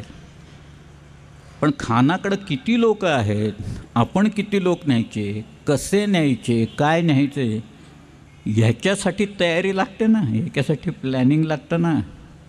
अहो एक माणूस जरी म्हणाला असता त्यातला चुकून, कुणाला तरी भलत्याला भावाला म्हणाला असता, मेवण्याला म्हणाला असता की आम्ही पुण्याला चाललो आहे बरं का, जाणार आम्ही शाहिस्ते खानाच्या इथं, असं जरी चुकून म्हणाला असतं ते कळलं असतं शाहिस्ते खानाला, म्हणजे काय झालं असतं सगळं. कुणी म्हणाल्याचं दिसत नाही. आणि आता शिवाजीराजांनी काय केलं, मला आठवते मग आमच्याकडं एक नवीन कोणी CEO एका कंपनीत आला ना की मग तो स्वतःचे काहीतरी नियम काढतो. पहिली गोष्ट म्हणजे आधीचा जो असेल त्याचा जो प्रेडिसेसर असेल त्यांनी कशी कंपनी गाळात घातली इथपासून त्यांनी सूर काढायला सुरुवात करतो. आणि मी कसा श्रेष्ठ आहे, मी कसा अमुक आहे, माझे कॉन्सेप्ट्स कसे आहेत वगैरे सांगायला सुरुवात करायची. त्याच्यात आमच्याकडे एक वीर आले असेच पूर्वी, आम्ही होतो तिथं, मी त्यावेळेला एक्झिक्युटिव्ह होतो. जस्ट इन टाईम नावाचा एक त्यावेळेला, मी आता सांगतो ही गोष्ट 30 वर्षापूर्वी, जस्ट इन टाईम. म्हटलं म्हणजे काय, तर म्हणाले आता आपण इंजिन्स जे आहेत 20 इंजिनं आपल्याला करायचे आहेत, आपण इन्व्हेंटरी ठेवायची नाही. म्हणाले काय नाही, we will work without inventories and we will gear up our ancillary industry in such a way that the entire material will come over here on the same day of the assembly. म्हणजे shop सगळा, बाकीचे बाहेरचे सगळे supplier यांनी 20 इंजिनला लागणारं material त्या दिवशी आणून द्यायचं. म्हणजे सगळं ते इंजिन बांधून संपवून टाकायचं, इन्व्हेंटरीच नाही. कॉन्सेप्ट चांगला आहे कागदावर, हा सगळ्या प्रत्यक्षात आपल्याकडे घडत नाही. पण आपल्याकडे एखादा लेत असेल, अरे काय झालं रे, माणूस का नाही आला, नाही आई वारली गेला तिकडं. अहो लोकांनी किती वेळा आईला मारलं आहे त्याच्यातनं, असे आई गेली, हा गेला, मेवणी गेली, लग्न आहे, कुंजा आहे, असं करत थोडक्यात म्हणजे मटेरियल कधी वेळत नाही. एक कॉम्पोनंट 3000 कॉम्पोनंट्समधला एक कॉम्पोनंट जर का नसेल तर ॲसेंब्ली होऊ शकत नाही. मग जस्ट इन टाईम कॉन्सेप्ट कसा काय चालणार इथं आमच्याकडं. जपानमध्ये चालेल तो, कारण ते लोक डिसिप्लिन्ड आहेत. कोबेला भूकंप झाला त्यावेळेला ते म्हणाले आम्हाला बाकीची बाहेरची कोणाचीही मदत नको, आम्ही आमचं सगळं परत उभं करू सर. तर फुकुशिमा झालं एवढं आहे की जपानने कुणाकुणाकडनं मदत घेतली बघा तुम्ही. आकडे इतके डिसिप्लिन लोक आहेत, ते म्हणाले आम्ही जास्ती काम करू, सगळेच लोक जास्ती काम करायला तयार, पण म्हणाले आम्ही बाहेरची मदत घेणार नाही. इथं आपल्याकडं तसं नाही. त्यामुळे आपल्याकडं कॉन्सेप्ट चांगले असले तरी चालत नाही. इथं शिवाजीराजांनी आयत्या वेळेला लोक एकत्र आणले बघा असं. हे काही लेंढार काय, त्यांच्याबरोबर 200-400 लोक असतील, 1000 असतील काय, 200 असतील, 500 असतील. ते पुण्यात एका वेळेला सगळे लोक आले म्हणजे कळलं असतं ना काय झालं आणि काय नाही, ते कशाला आलेत लोक ते. पण कुणीतरी कुणाचं तरी लग्न काढलं बरं का, आपल्याच लोकांनी सांगितलं, कुणाला तरी गाळात घातला, तुझं लग्न आहे आता, तू लग्न करून घ्यायचं या मुलीशी, चल पुण्यातच लावायचं लग्न, आम्ही सगळे वराडी तुमचे तिथं येणार, आम्ही सगळे लग्न आम्ही लावून देणार, रात्री पसार होणार तिथनं. एकदा गोरज मुहूर्त झाला, लग्न झालं की आम्ही पसार होणार. दिवस रमजानचे आहेत. रमजान म्हणजे दिवसभर उपास करायचे आणि रात्री सूर्यास्त झालं की खायचं आणि मग झोपायचं. बघा लोक कसे निवडतात, काय काय निवडतात, लोकांचं काय चालतं आहे सगळं माहीत होतं इथं. लोक आणि तिथला सगळा प्लॅन माहिती. आता शाहिस्तेखान ऐन त्या लाल महालात होता का लाल महालाच्या पलीकडे असलेल्या बागेत छावणी टाकून होता का तिथल्या तंबूत होता का काय कुठं काय असेल, तिकडनं भांडायचं काही कारण नाही. शिवाजीराजांनी नेमकं काय केलं हे महत्त्वाचं आहे सगळ्या केलं. पण त्यांनी लोक जमवले आहे त्या वेळेला. रात्र झाली, सामसूम झाली, त्यावेळेला आपली जी मंडळी होती त्यांनी बरोबर जागा हेरली होती. ते म्हणाले जेवणं झालेले आहेत आणि ते आचारी बिचारी सगळे आता ते भांडी असे धुवून बिवून ठेवायचे मागं लागले. आणि आपले लोक भिंतीवरनं उतरले बरं का पाठीमाग. 2-4 आचार्यांनाच चोपला तिथं त्यांनी. पहारेकरी झोपले होते खाऊन नेहमीप्रमाणे. मग आपल्या लोकांनी त्यांना असा पहारा करतात काय असं म्हणून मारलं सगळ्यांनी तिथून. आणि सगळी त्या लाल महालात घुसली. बरं हा कुठं बसला आहे शाहिस्तेखान हे नेमकं माहीत नव्हतं सगळ्यात. शाहिस्तेखानाचा मुलगा आदल्या दिवशी आला होता, त्याचं नाव अबुल फतह खान. त्यामुळं कुठं तो आहे पण तरी महाराजांना पत्ता लागला. आणि शिवाजीराजे सगळे बरोबर त्या खानाच्या तिथं गेले. तोपर्यंत त्या बायका उठल्या होत्या खानाच्या, किती होत्या देवजणे पण बऱ्याच असत्या 5-6. क्षमादानं वगैरे चिरागदानं त्यांनी विझवून टाकली, अंधार केले. पण हा जाताना दिसला म्हणून महाराजांनी एक वार काढला खाडकन. तो कळतो तलवारीला वार लागल्याचं कळतं, आपल्याला जाणीव होती. महाराजांना वाटलं बहुतेक याची गर्दन मारली गेली सगळ्याच्यात. चला चला म्हणाले, काम झालं आता. म्हणून आपल्याच लोकांनी मुघलांचेच वेश घातलेले होते तिथं सगळे. त्याले दरवाजापर्यंत आणि आरडाओरडा, अरे या म्हणाले आत लवकर, कोण लोक घुसलेत बघा, इथं गनिम घुसलाय म्हणून आपल्याच लोकांनी दरवाजे उघडले. मुघल आत आल्यावर आपले लोक बाहेर त्याच दरवाजाने पसार झाले सगळ्याचे. हे सगळं प्लॅन करायला तुम्हाला किती गोष्टींवर ध्यान ठेवावं लागतं बघा. बारीक सारीक सगळ्या गोष्टी माहिती पाहिजेत, अचूक माहिती पाहिजे. नदी ओलांडून मग बाजी सर्जाराव घोडे घेऊन उभा होता. आमचा सध्याचा भांबावडा म्हणजे भांबोर्डा आहे, तिथे रोकडपाचं देऊळ आहे, मारुतीचं देऊळ आहे, तिथं उभा होतात. आणि मग तिथनं शिवाजीराजे जरेसाकडे गेले, जरशेश्वरला गेले, मग सीमागडला गेले पडते. पण ह्याचा दणका त्या शाहिस्तेखानाला एवढा बसला, अरे तो म्हणाला 60-70 हजार फौज इथं आहे सगळ्या ह्याच्यातनं. हा माणूस कुठनं भूतासारखा येतो, कुठनं आमच्यावर हल्ला चढवतो, माझ्यापर्यंत पोचतो, माझी बोटं सगळी तोडतो, उद्या गर्दन मारेल हा तिकडं. 3 वर्ष पुण्यात राहिलेला शाहिस्तेखान 6 एप्रिलला त्याच्यावर हल्ला झाला, 63 झाली. पुढं 3 दिवसात 3 बोटं गमावून निघून गेली. 3च दिवसात पळाला बरं का हा इथनं. नकोच म्हणाला, पुण्यात राहायला नको, भयंकर शहर आहे म्हणाला हे इथं सगळ्या ह्याच्यातलं. आधी म्हणत होतं चांगलं आहे सगळ्या ह्याच्यात, उत्तम हवा पाणी. तो म्हणाला भयंकर लोकांचं शहर आहे. मग तो औरंगाबादला गेला. मग त्याचं डेप्युटेशन बंगालला केलं.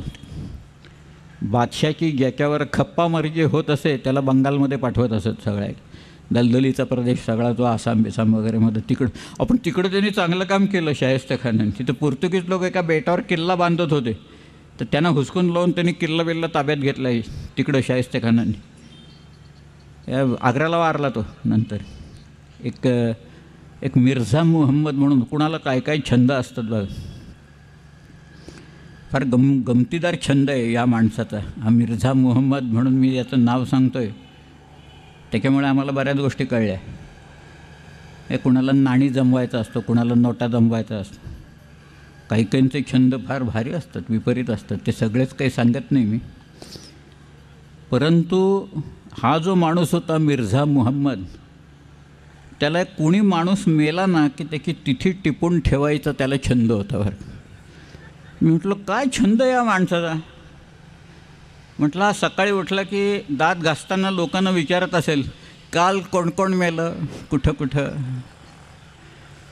जेवढी संख्या जास्ती तेवढा ह्याला आनंद जास्ती. ह्याच्या नोंदी वाढल्या ना, 1500 नोंदी आहेत त्याच्या त्याला तारीखी मुहम्मदी म्हणतात त्याला. त्या तारीखी मुहम्मदीमध्ये 1500 नोंदी आहेत. बाजीराव गेल्याचं आहे, राजाराम महाराज वारल्याचं आहे. काही लोकांना विशेषणं लावली आहेत त्यांनी. राजाराम महाराजांना त्यांनी कर्वफर नमुदा असं म्हटलं आहे. कर्वफर म्हणजे दरारा आणि ज्याचं सगळा असा माणूस तो वारला. बाजीरावाच्याबद्दल तर त्यांनी साहिबी फुतुहात उज्जाम असं लिहिलं आहे. प्रचंड विजय मिळवणारा बाजीराव गेला म्हणत ते. म्हटलं चांगला छंद या माणसाचा. ह्याच्यामुळे आम्हाला 4 गोष्टी तरी कळल्या आहेत. त्याच्यात आग्र्याला हा वारला, आग्र्याला गेला. मुस्तकीरुल खिलाफत अकबराबाद असं म्हटलं आहे त्यांनी, म्हणजे ते आग्रा थोडक्यात नाही. त्याच्यावरनं शाहिस्तेखानाचं काय झालं आहे कळलं. पण काय झाले असेल तुम्ही कल्पना करा की रात्री हा उगवतो कुठनं एकदम, हा बाबा इथपर्यंत पोचतो, माझे हात तोडतो, तिथनं बोटं मारतो. 3 दिवसात पळाला पुणे सोडून त्याच्यात. आणि 3 दिवस त्यांनी बर्बाद केलेला मुलूक आता करायचा. आता आपल्याला लवकरात लवकर भरपाई कशी करायची मुघल मुलखातनं, तर सुरतेसारखं दुसरं काही नव्हतंच हो तिथं. सुरत म्हणजे अतिशय सधन शहर त्यावेळेचं.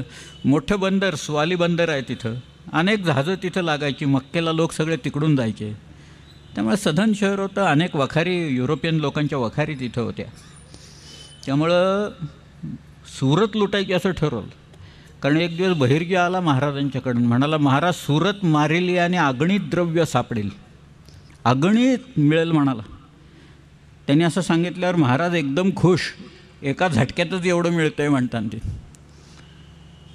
आणि मग ते पुढचं आता मी सगळं सांगत नाही काय झालं ते. एकच व्यापारी मारला असताना त्यांनी, म्हणजे पकडून त्याच्याकडनं काढून घेतलं असताना तरी सगळ्याची भरपाई झाली असती. त्या एका माणसाचं नाव आहे विरजी व्होरा. त्याच्या एकाकडं 20 पिपं सोनं होतं एका माणसाकडं. हिरे विरे तर वगैरे जाऊच देत, अजून चालू आहे हिऱ्याचा व्यापार सुरतेला मोठ्या प्रमाणात चाललेला आहे सगळा. परंतु त्या बहिर्जीनं सगळा ब्लूप्रिंट आणून ठेवला होता महाराज. कुठं कुठं हात मारला. काय लुटलं असेल पहिल्यांदा जकात घर लुटलं असं लिहिलं आहे तिथं. त्यांनी कॅश असते ना जकातीची तिथं ताबडतोब कॅश हातात मिळाली. परंतु तिथं जायचं आणि परत यायचं, 5-5 हजार घोडी घेऊन जायचं, त्यांचा सगळा खर्च असतो घोड्यांचा. घोड्यालाही घायला लागतंच ना शेवटी सगळ्या. त्याचा जामानिमा सांभाळायचा आणि वेगाने परत यायचं, लूट मारून परत यायचं. शिवाजी राजांनी ह्याला जे प्लॅनिंग लागतं, आम्हाला आकडे कसे मिळाले की तुम्हाला कागदपत्र कशी मिळतात त्याचं एक उदाहरण जाता आता सांगतो. त्या मुघलांच्याकडं सिस्टम्स होत्या, सिस्टम्स नाहीत असं नसतं कधी. इतकी वर्ष त्यांचं राज्य चाललं आहे, ॲडमिनिस्ट्रेशन उत्तम असतं त्याच्यात. फक्त दिरंगाई असते. जसा पसारा वाढत जातो ना तशी दिरंगाई वाढायला लागते सगळ्या.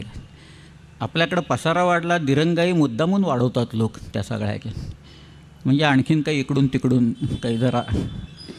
पण तसं मुघलांच्याकडं काय आहे की प्रत्येक गावात त्यांचा एक एक माणूस होता आणि त्याला वकाई नवीस असं म्हणायचं. वाका म्हणजे वृत्तांत. तो त्या गावात सकाळपासून काय झालेलं आहे या घटना लिहून तो दिल्ली आग्र्याला पाठवून द्यायचं. हे त्याचं काम, वकाई नवीसाचं काम. काय झालं काय नाही सगळं लिहायचं. बरं काही वेळा तो काय करायचा माणूस, तो सुभेदार म्हणायचा, हा एखादा माझ्याविरुद्ध काही लिहून पाठवत नाही ना, नाहीतर औरंगजेब किडून माझी मनसब काढून घेईल तिथनं. म्हणून ते वकाई नवीसाला बोलवायचे आणि तू काय लिहिलेस ते मला दाखवा आधी सर, तू काय रिपोर्ट पाठवणार आहे दिल्लीला, तो आधी मला दाखवायचा मग पाठवायचं. हे लोक असं करतील हे मुघलांच्या सगळ्यांना वरती माहीत होतं. म्हणून काही खुफिया नवीस असायचे. खुफिया नवीस म्हणजे ते कोण आहेत हेच लोकांना पत्ता लागायचं. ते खुफिया नवीस परस्पर रिपोर्ट पाठवून द्यायचे. हा खुफिया नवीस हे माहितीच नसायचं लोकांना. म्हणजे एक उदाहरण तुम्हाला सांगतो मी. परांडा किल्ला आहे, परांड्याचा किल्लेदार होता आणि तिथनं हा नामदार खानच चालला होता, सोलापूरला चालला होता, या शाहिस्तेखानाचा भाचा. आता हा शाहिस्तेखानाचा भाचा आहे, औरंगजेबाचा मावस भाऊ आहे हा सगळा. त्यामुळं तो किल्लेदार बाहेर आला, मेजवानी वगैरे केली त्यांनी, नाचबिस्वा केला असेल बहुतेक, आणि मेजवानी करून किल्लेदार आत गेला आणि नामदार खान गेला सोलापूरला. तिथला जो वकाई नवीस होता त्यानं रिपोर्ट लिहून पाठवला असं असं झालं म्हणून. त्या औरंगजेबानी त्या किल्लेदाराला एक शोकॉज नोटीस पाठवून दिली. तो म्हणाला, तू किल्लेदार आहेस, you are confined to those 4 walls. तू आत थांबायचं, बाहेर यायचं नाही. तू बाहेर का आला? तू नामदार खान असू दे, आणखीन कोण असू दे, तू बाहेर का आला इथं सांग, त्याचं कारण दे मला, तोपर्यंत तुझी मनसब मी कमी करून टाकतो. इतकी बारीक, वेळ लागायचा सगळ्याला, परंतु माहिती मात्र पोचायची. तसा सुरतेचा वाका मिळाला. वकाई नवीसाच्याकडनं पाठवलेला एक कुठला तरी वाका सुरतेचा, त्याच्यावरनं सुरतेची लूट किती झाली ते आम्हाला आकडे कळले सगळ्या. 1 कोटी रुपये मारले तिथे शिवाजी. 1 कोटी रुपयाची ती लूट होती. कॅश, हार्ड कॅश, म्हणजे काय जडजवाहीर असेल, पैसे असतील सगळ्या. पण 3 वर्ष बर्बाद होती ती. आपला मुलूक तर कारणी लागला सगळ्याच्यातनं. आणि तो पैसा सिंधुदुर्गाला गेला, दुसरीकडे नाही गेला. सिंधुदुर्ग बांधायला काढला सगळ्या. आणि आता मिर्झा राजा आला. मिर्झा राजाच्याकडं त्याला तरा म्हणतात, तरा. माझ्याकडं नकाशे आहेत ते किल्ल्यांचे. मिर्झा राजांनी औरंगजेबाला इथल्या किल्ल्यांचे नकाशे, प्लॅन्स आणि एलिव्हेशन्स पाठवून दिलेली आहेत. तरा म्हणतात. 23 किल्ले आणि 12 किल्ले सगळ्याचे आहेत, नावासकट आहेत. त्यावेळेला काढलेले 1665मध्ये काढलेले सगळे आहेत ते. शिवाजीराजांनी एकूण अंदाज घेऊन 23 किल्ले दिले. एक किल्ला शहाजीराजांच्या बदल्यात द्यायला शिवाजीराजे नाखुश होते. 23 किल्ले इथं दिल्यावर काय झाले असेल, मनाची अवस्था काय झाली असेल त्यांची. पण तेही दुःख पचवलं त्यांनी. आणि नंतर मात्र मग शिवाजीराजांना आग्र्याला जावं लागलं. आग्र्याला हेर खातं प्रचंड होतं. मोठं बहिर्जी नायकांनी जे काही काम करून ठेवलेलं होतं तेच काम इतकं विलक्षण होतं की या आग्रा सगळ्या एपिसोडमध्ये शिवाजी महाराजांचा एकही माणूस दगावला नाही. 8 हत्ती आणि ते सगळे परत आले. निशाण होतं शिवाजी महाराजांची पालखी येते आत. त्या पालखीला चांदीचा पत्रा मारलेला आहे. त्याचे खूर सोन्याचे आहेत. अनेक लोक सुखपाल वापरतात. सुखपाल म्हणजे पालखीचाच एक प्रकार आहे. शिवाजीराजे दिसायला अत्यंत गोरे आणि देखणे आहेत. त्यांच्याबरोबर त्यांचा 9 वर्षाचा मुलगा आहे. अजाईब सुरती छयजी गोरारंगी असं लिहिलं. विलक्षण गोरारंग याला मिळालेला आहे. हे सगळं डिंगलमधनं लिहिलेलं आहे.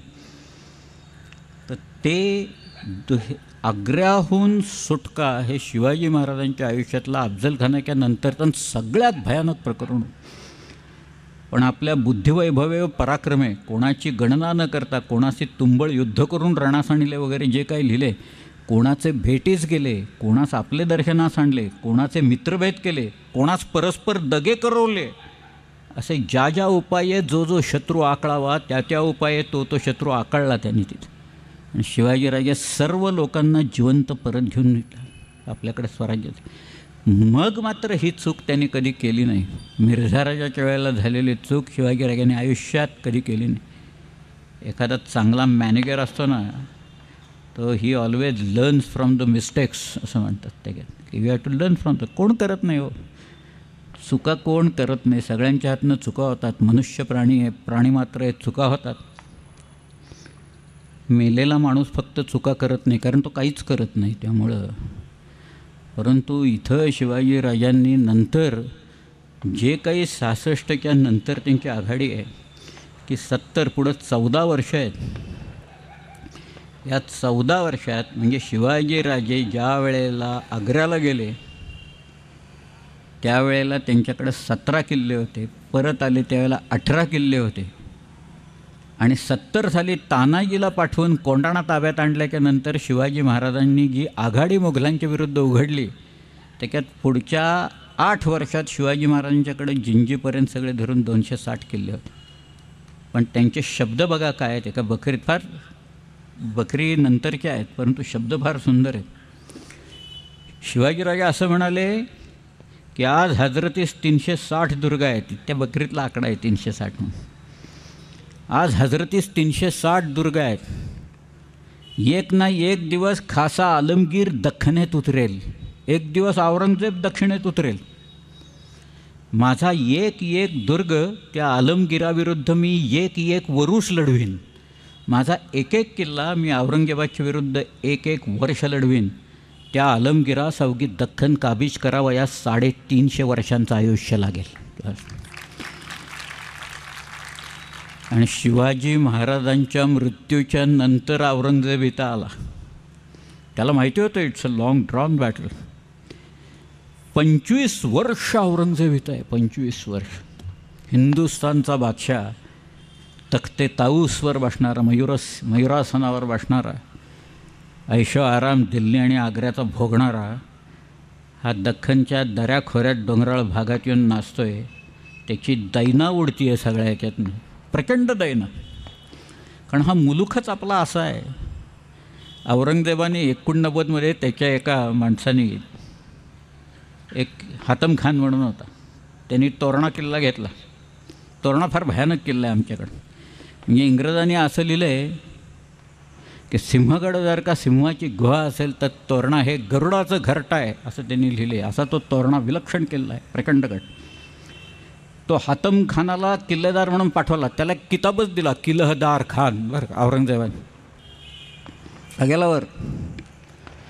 तो वरती गेल्यावर त्याला तो तोरणा काय तो कळून आलं. त्यांनी त्याच्या गुरुला पत्र लिहिलं की हा जो तोरणा नावाचा शिवाजीचा किल्ला आहे तो इतका भयानक आहे की इथं तरुण माणसाची हाबेलंडी उडते, तिथं माझ्यासारख्या म्हाताऱ्या माणसाचं काय झालं असेल याची कल्पना करा. असफल्लू साफलीन म्हणजे सैतानाची गुहा आहे असं त्यांनी लिहिलेलं आहे त्याच्यात. इथं फक्त भूतखेतच राहतात, बाकी कोणी राहूच शकत नाही या मुलखात असं वरती. त्याच्यावर खाली परत तो किल्ला उतरायची वेळच आली नाही, कारण वरती लढाई झाली आणि त्याच्यातच तो मारला गेला त्या हातम खान त्या सगळ्या. परंतु या लोकांची धारणा इथल्या किल्ल्याबद्दल अशी होती, काय होईल काय सांगत नाही. एकदा औरंगजेबाने सातारचा किल्ला घेतल्याच्यानंतर तो त्या माण म्हणून एक तिथं नदी आहे बघा, माणदेशातल्या इथं त्याच्यात खवासपूर म्हणून गाव आहे, त्या खवासपूरच्या जवळ मुक्काम होता औरंगजेब. नदीला फारसं पाणी नव्हतं, त्यामुळे त्याचा मुक्काम त्याच्या सगळे तंबू वगैरे तिथंच मारलेले होते औरंगजेबाचे सगळे तिथं. रात्री कुठेतरी डोंगरात पाऊस पडला बरं का भयंकर, आणि सकाळी एक प्रचंड लोंढा आला आणि त्याच्यात औरंगजेबाची छावणी वाहून गेली तिथे. मग औरंगजेब पडला, तो लंगडायला लागला त्याच्यानं. त्याच्याच चरित्रकारांनी लिहून ठेवले आता तो तैमूरलंगचा वंशज शोभतोय म्हणून, कारण लंगडायला लागला त्याच्यातनं. म्हणजे इथं कुठं मुक्काम करायचा काय, रात्री कुठं पाऊस पडतो इथं छावणी जायची. तो विशाळगडून येतो. तर शेवटी आपल्या लोकांनी प्रत्येक किल्ला म्हणजे भांडवलच करून टाकलं. म्हणजे किल्ला लढवायचा, किल्ल्यावरचा अन्नाचा साठा संपला, दारूगोळा सगळा संपला की लोकांशी बोलणी लावायची. किती पैसे देता, कुठं महाबत खान आणायचा, कुठं रुहुल्ला खान असायचा, तिकडे तरबियत खान असायचा. तुम्ही किती पैसे देता सांगा, किल्ला तुमच्या ताब्यात देतो. कोण म्हणायचं 25,000, कोण म्हणायचं 30,000.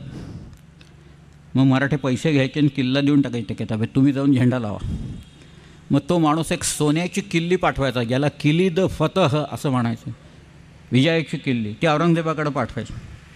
की औरंगजेब विचारायचा किसने फतह पाई एक किल्ले पर, कुठेतरी सांगायचं यांनी विजय मिळवला आहे. मग औरंगजेब त्याची मनसब वाढवून टाकायचा, त्यामुळे हा खुश व्हायचा. मग औरंगजेब त्या किल्ल्याचं नाव नवीन ठेवून टाकायचा, बारसं करून टाकायचा. मग नवीन किल्लेदार नेमायचा कोणीतरी. मग तो किल्लेदार यायचा, सगळा बघायचा किल्ला, मग डागडुजी करायचा, अन्नधान्य आणून कोठ्यात भरायचा, तोफा वगैरे नवीन आणून ठेवायचा, दारूगोळा असा आणून सगळीकडं ठेवला. नवरदेवासारखा असा किल्ला एकदा सगळा सजला की कुठल्या तरी काळ्या रात्री काळ्या कातळावरनं मराठी वरती जायचे आणि किल्ला जिंकून घ्यायचे सगळ्याचा. असा औरंगजेबाला आपल्या लोकांनी 25 वर्षे छळला. औरंगजेबाच्या लोकांना मारायचं नाही, त्याचे लोक पकडायचे, त्यांचा कुटुंब कबिला पकडायचा आणि सांगायचे किती पैसे देता म्हणजे सोडू, 1,00,000 रुपये द्या म्हणजे सोडतो कुटुंब कबिल. देण्या वाचून गत्यंतरच नसायचं, लोक आणून द्यायचे पैसे. त्यामुळं त्यांचे लोक हेच आपलं भांडवल झालं, आपले किल्ले हे आपलं भांडवल झालं. आणि भांडवल किती, सुरुवातीला 20-25 हजार रुपये घेऊन किल्ले द्यायचे आपले लोक. तर ज्या वेळेला विशाळगड गेला, विशाळगडला मोर्चे लावले, स्वतः औरंगजेब गेला तिथं विशाळगडला. पावसाळा सुरू व्हायची वेळ आली होती, तिथला पाऊस भयंकर आहे. त्या विशाळगडच्या भोवताली सगळं अरण्य होतं त्यावेळेला, पाऊस तिथं अजूनही गवे आहेत. औरंगजेबाचा नातू, त्याचं नाव होतं बेदार बख्त. बेदार बख्त निगोसिएशन्स करत होता मराठे आणखी मुघलात पैशावरनं. आणि तो म्हणत होता, आजीजीनं सांगत होता किल्लेदाराला, वरती प्रतिनिधी होता, त्यानं सांगत होतं काही करून किल्ला द्यावं ताब्यात. माझा हा आजोबा हा काही कायम किल्ल्यावर राहणार नाही, तो इथं येऊन परत जाईल, तो गेला की परत देऊन टाकतो आम्ही तुम्हाला किल्ला, पण आत्ता देऊन टाका तुम्ही आम्हाला. मराठ्यांनी दिला किल्ला. किती पैसे घेतले असतील, 2,00,000 रुपये घेतले विशाळगड सोडायला. काय जमवले पैसे, कुठनं पगार नाही काही नाही, औरंगजेबाच्याचकडनं पैसे जमवत बसले होते लोक आपले. मग सधन झाले, सगळे किल्ले परत बांधून काढले आपल्या लोकांनी, किल्ले लढवले. रामचंद्रपंत अमात्य हे सगळं जे आहे ना, अमात्य त्यावेळेला होता. शिवाजी महाराजांची नीती त्याला पूर्ण माहिती होती या सगळ्या, आणि तीच त्यांनी कॅरी फॉरवर्ड सगळ्या याच्यातनं केली. आणि औरंगजेबाच्या विरुद्ध हा जो लढा आहे, स्वातंत्र्य समर आहे मराठ्यांचं, घाबरले नाहीत कोणी. 89 साली म्हणजे 87 साली 86-87ला आदिलशाही घेतली त्यांनी. 89मध्ये कुतुबशाही औरंगजेबाने संपून टाकली. 89मध्ये संभाजीराजांना पकडून ठार मारलं त्यांनी. 89मध्येच राजधानी 3 नोव्हेंबरला रायगड घेऊन टाकला त्यांनी. बहुतेक शिवाजी महाराजांचं तख्त सिंहासन औरंगजेबाने नेलं. म्हणजे इथं राजा नाही, इथं राजधानी नाही, इथं तख्त सिंहासन नाही, अशा अवस्थेत महाराष्ट्र औरंगजेबाशी पुढची 18 वर्ष लढला आणि ह्या लढाईचं शेवट हा औरंगजेबाच्या मृत्यूनं झाला. मला वाटतं की औरंगजेबाच्या मृत्यूचं सगळ्यात जास्ती दुःख मराठ्यांना झालं. त्याच्या मुलांना काही व्हायचं कारणच नव्हतं, कारण लगेच मारामारी करायची दिल्लीला जाऊन ताब्यात घ्यायला, कारण इथनं सगळे लगेच गेले. औरंगजेब मेल्याक्षणी सगळे लोक निघून गेले आणि आमचा धंदाच बसला इथला सगळ्याचा लोक. परंतु ते जे काय शिकवण होती सगळी, पैसे गोळा कसे करायचे, काय करायचं, स्ट्रॅटेजीज कशा आहेत, प्लॅनिंग कसं असतं, लोक कसे तयार करायचे, लोकांच्याकडनं कामं कशी करून घ्यायची, किल्ले कसे बांधायचे, काही किल्ले कसे पाडायचे, लोक कसे फोडायचे, औरंगजेबाच्याकडचे लोक कसे फोडायचे, हे सगळं जे आहे ना, हे सगळं त्या आज्ञापत्रात शिवाजी महाराजांच्या नावाने हुकमतपणाने लिहिलेलं आहे. ही नीती आहे. युद्ध जे माणूस जिंकतो ना, ते मी शेवटी एक बॅटल ऑफ विट्स चालतं. औरंगजेब आणि शिवाजीराजे यांचं आग्र्याला झालं, ते काही तलवारी घेऊन कोण लढलं, कोण नाही लढलं, पण it was a battle of wits. या दोघांच्या केवळ कल्पना म्हणजे शिवाजीराजे अर्ध काय करतात, औरंगजेब त्याला उत्तर काय देतो, फार वाचण्यासारखं आहे सगळं ते काय. परंतु नंतर जो काही झंझावात आहे, 10 वर्षाचा झंझावात, की शिवाजीराजांनी नंतर दक्षिण दिग्विजय केला. कुठपर्यंत गेले? शिवाजीराजे तंजावरपर्यंत गेले. कावेरी नदीच्या काठी कोलेरून, म्हणजे एक नदी येऊन मिळते, एक सबसिडी त्याची एक आहे कोलेरून म्हणून, त्या कोलेरूनच्या काठावर तिथपर्यंत गेले महाराज. आणि जिंजीचा किल्ला घेतला, जिंजी घेऊन टाकला त्यांनी सगळ्या. किती वर्ष बाहेर असेल हा माणूस? 2.25 वर्ष शिवाजीराजे बाहेर आहेत स्वराज्यापासून. आपण घरी जर का नसलो, आज आम्ही आपले पुणे सोडून इथं येऊन आठवडाभर येऊन बसलो आहे आणि आम्हाला आपली चिंता आहे सगळी, ते पुण्यात काय झालं असेल, आमच्या घराचं काय झालं असेल, तिकडे आणखीन कोण वगैरे. हा माणूस 2.25 वर्ष बाहेर आहे सगळ्यात. स्वराज्याच्या सीमा विस्तारत चाललेल्या आहेत, माणसं गोळा करत चाललेलं आहे, ग्रंथनिर्मिती होती आहे. आज्ञापत्र नाही, पण त्यांनी कर्णकौस्तुभ नावाचा ग्रंथ कृष्ण ज्योतिषाकडनं लिहून घेतलं तेवढं आहे. अनेक ग्रंथांची निर्मिती शिवाजीराजांनी केली, संस्कृतमधल्या अनेक ग्रंथांची निर्मिती. एक रेनेसान्स युरोपमध्ये झाला 15व्या 16व्या शतकात. रेनेसान्स, त्या रेनेसान्स, मराठी रेनेसान्स जो झाला ना, त्याचा पाया शिवाजी महाराजांनी घातला आणि पुढची 100 वर्ष मराठी रेनेसान्स चाललेला होता. आणि त्याच्यात तुम्हाला आश्चर्य वाटेल की दिल्लीत बादशाह कुणाला करायचं, वजीर कुणाला करायचं, मीर बक्षी कुणाला करायचं, दिल्लीचा कारभारी कुणाला करायचं, बादशाहच्या बायकांना तनखा किती द्यायचा, हे सगळं आपण ठरवायचं. आश्चर्य वाटेल, बादशाहाचं प्रेत पडलेलं आहे यमुनेच्या वाळवंटात 54 ते 59. दुसरा आलमगीर बादशाह होता, वजीरांनी त्याला मारायचं बादशाला. त्यांनी नाही मारलं तर बादशाह मारेल वजीराला, म्हणून वजीर मारायचा आधी सगळं. पण दिल्ली 6 वेळा मराठ्यांनी ताब्यात घेतली आपल्या लोकांनी. आपण दिल्ली ताब्यात घेऊ शकतो आणि हे शिवाजी महाराजांचं हेच स्वप्न. मी ॲबे बार्थेलेमू कॅरे पहिल्या दिवसापासून सांगतो आहे. याचं कारण तो प्रवासी आहे, तो इथं आलेला आहे, तो आहे इटालियन नाही फ्रेंच आहे, तो फराशीच आहे, फ्रेंचमन आहे तो. त्यांनी शिवाजी महाराजांच्या माणसाला विचारलं की हे सगळं झालं तुमचं, राजाला विजय मिळतो आहे, सगळं आहे, त्याचा भूगोल पाठ आहे, सगळं झालं, मग तुमच्या राजाच्या मनात काय आहे, त्याच्या मनातली गुंज काय आहे? शेवटी शिवाजी महाराजांचं स्वप्न एका फ्रेंच कागदातनं आलं आहे. तो शिवाजी महाराजांचा माणूस चौलचा याला म्हणाला की आमच्या राजाच्या मनात सिंधू नदीपासून बंगालच्या उपसागरापर्यंतचा सर्व मुलूक ताब्यात घ्यायचं शिवाजी महाराजांचं हे स्वप्न आहे म्हणते. तात्याराव सावरकरांनी ज्या काही सीमा सांगितल्या, आ सिंधूपर्यंत्या यस्य भारत भूमिका पितृभू पुण्यभूश्चैव सवय हिंदू रीतिस्मृता म्हटले त्यांनी, की या सिंधू सागरापासून ते सिंधू नदीपर्यंत या सगळ्या मुलखाला जो आपलं वतन पितृभूमी मानतो, पुण्यभू मानतो, पितृभू आणि पुण्यभू मानतो, तो हिंदू असं तात्या. किती धर्मनिरपेक्ष व्याख्या असावी ह्याची सीमा सावरकरांनी उदाहरण घालून दिलेलं आहे. ते या भूमीवर प्रेम करणारा जो आहे, हिला पुण्यभू मानणारा आहे ना, तो हिंदू. पूर्ण धर्मनिरपेक्ष व्याख्या. आणि शिवाजी महाराजांना हेच तर सिंधूपासून बंगालच्या उपसागरापर्यंत हे सगळ्या सीमा ते झालं त्यांचं स्वप्न पुढच्या काळात नंतर साकार झालं नाही, अशातला भाग नाही. पण शिवाजीराजांनी जे काही छोट्या छोट्या लढाई मी सांगितल्या नाहीत तुम्हाला, अगदी छोट्या आहेत, पण लोकांना अशा काही अडचणीत आणून शिवाजीराजांनी चोपला आहे सगळ्यांना की कुठं गाठायचा एखाद्या माणसाला अडचणीत, म्हणजे कुठं खिंडीत गाठायचा हे त्यांना कसं माहीत होतं. कारण तुम्हाला सगळे रस्ते माहिती आहेत, तिथे तुम्हाला भूगोल माहिती असल्याशिवाय होणंच शक्य नाही. कारतलब खानाला ठोकला त्यांनी, त्याचं कारणच ते होतं तसं. कारतलब खान शेवटी शरण आला, त्याला त्या बाईनं सांगितलं रायबागांनी की तुम्ही शरण आले तर सगळी माणसं मारली जातील या सगळ्यात. शेवटी कारतलब खान शरण येऊन गेला. पण यांना बारीक सारीक लढाई आहेत. मग खवास खान आहे, मग बाजी घोरपड्याला चोपला आहे त्यांनी, मुधळला नेऊन हाणला त्याला.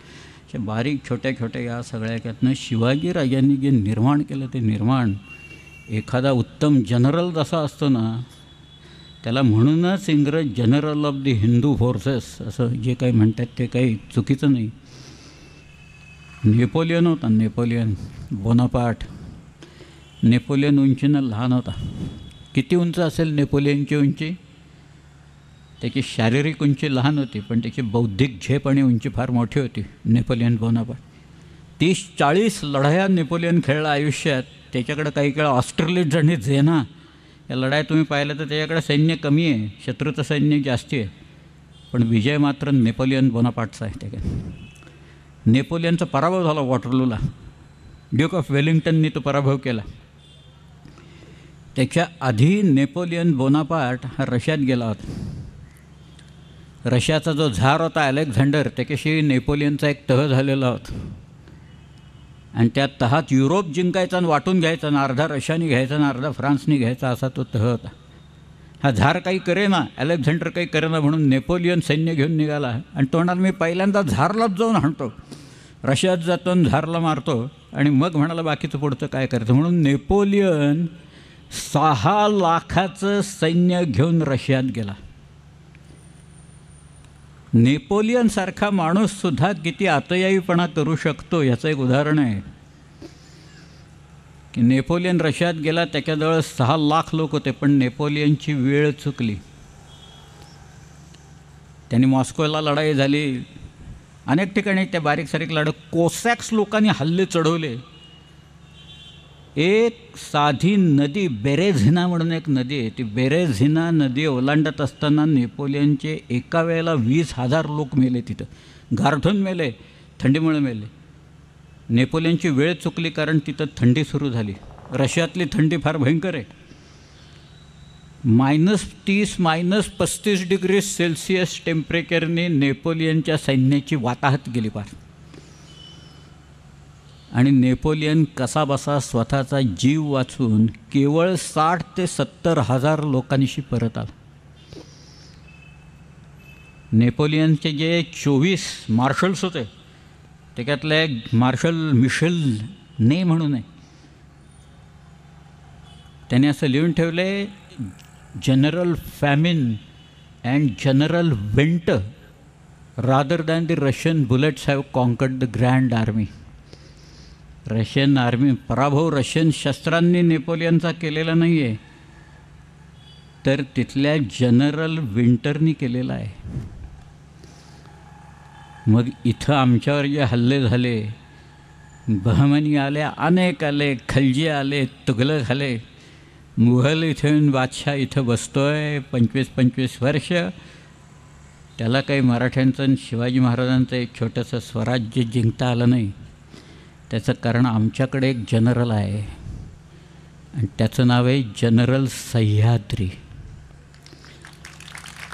ह्या सह्याद्रीनं इथलं स्वातंत्र्य अबाधित ठेवलेलं आहे.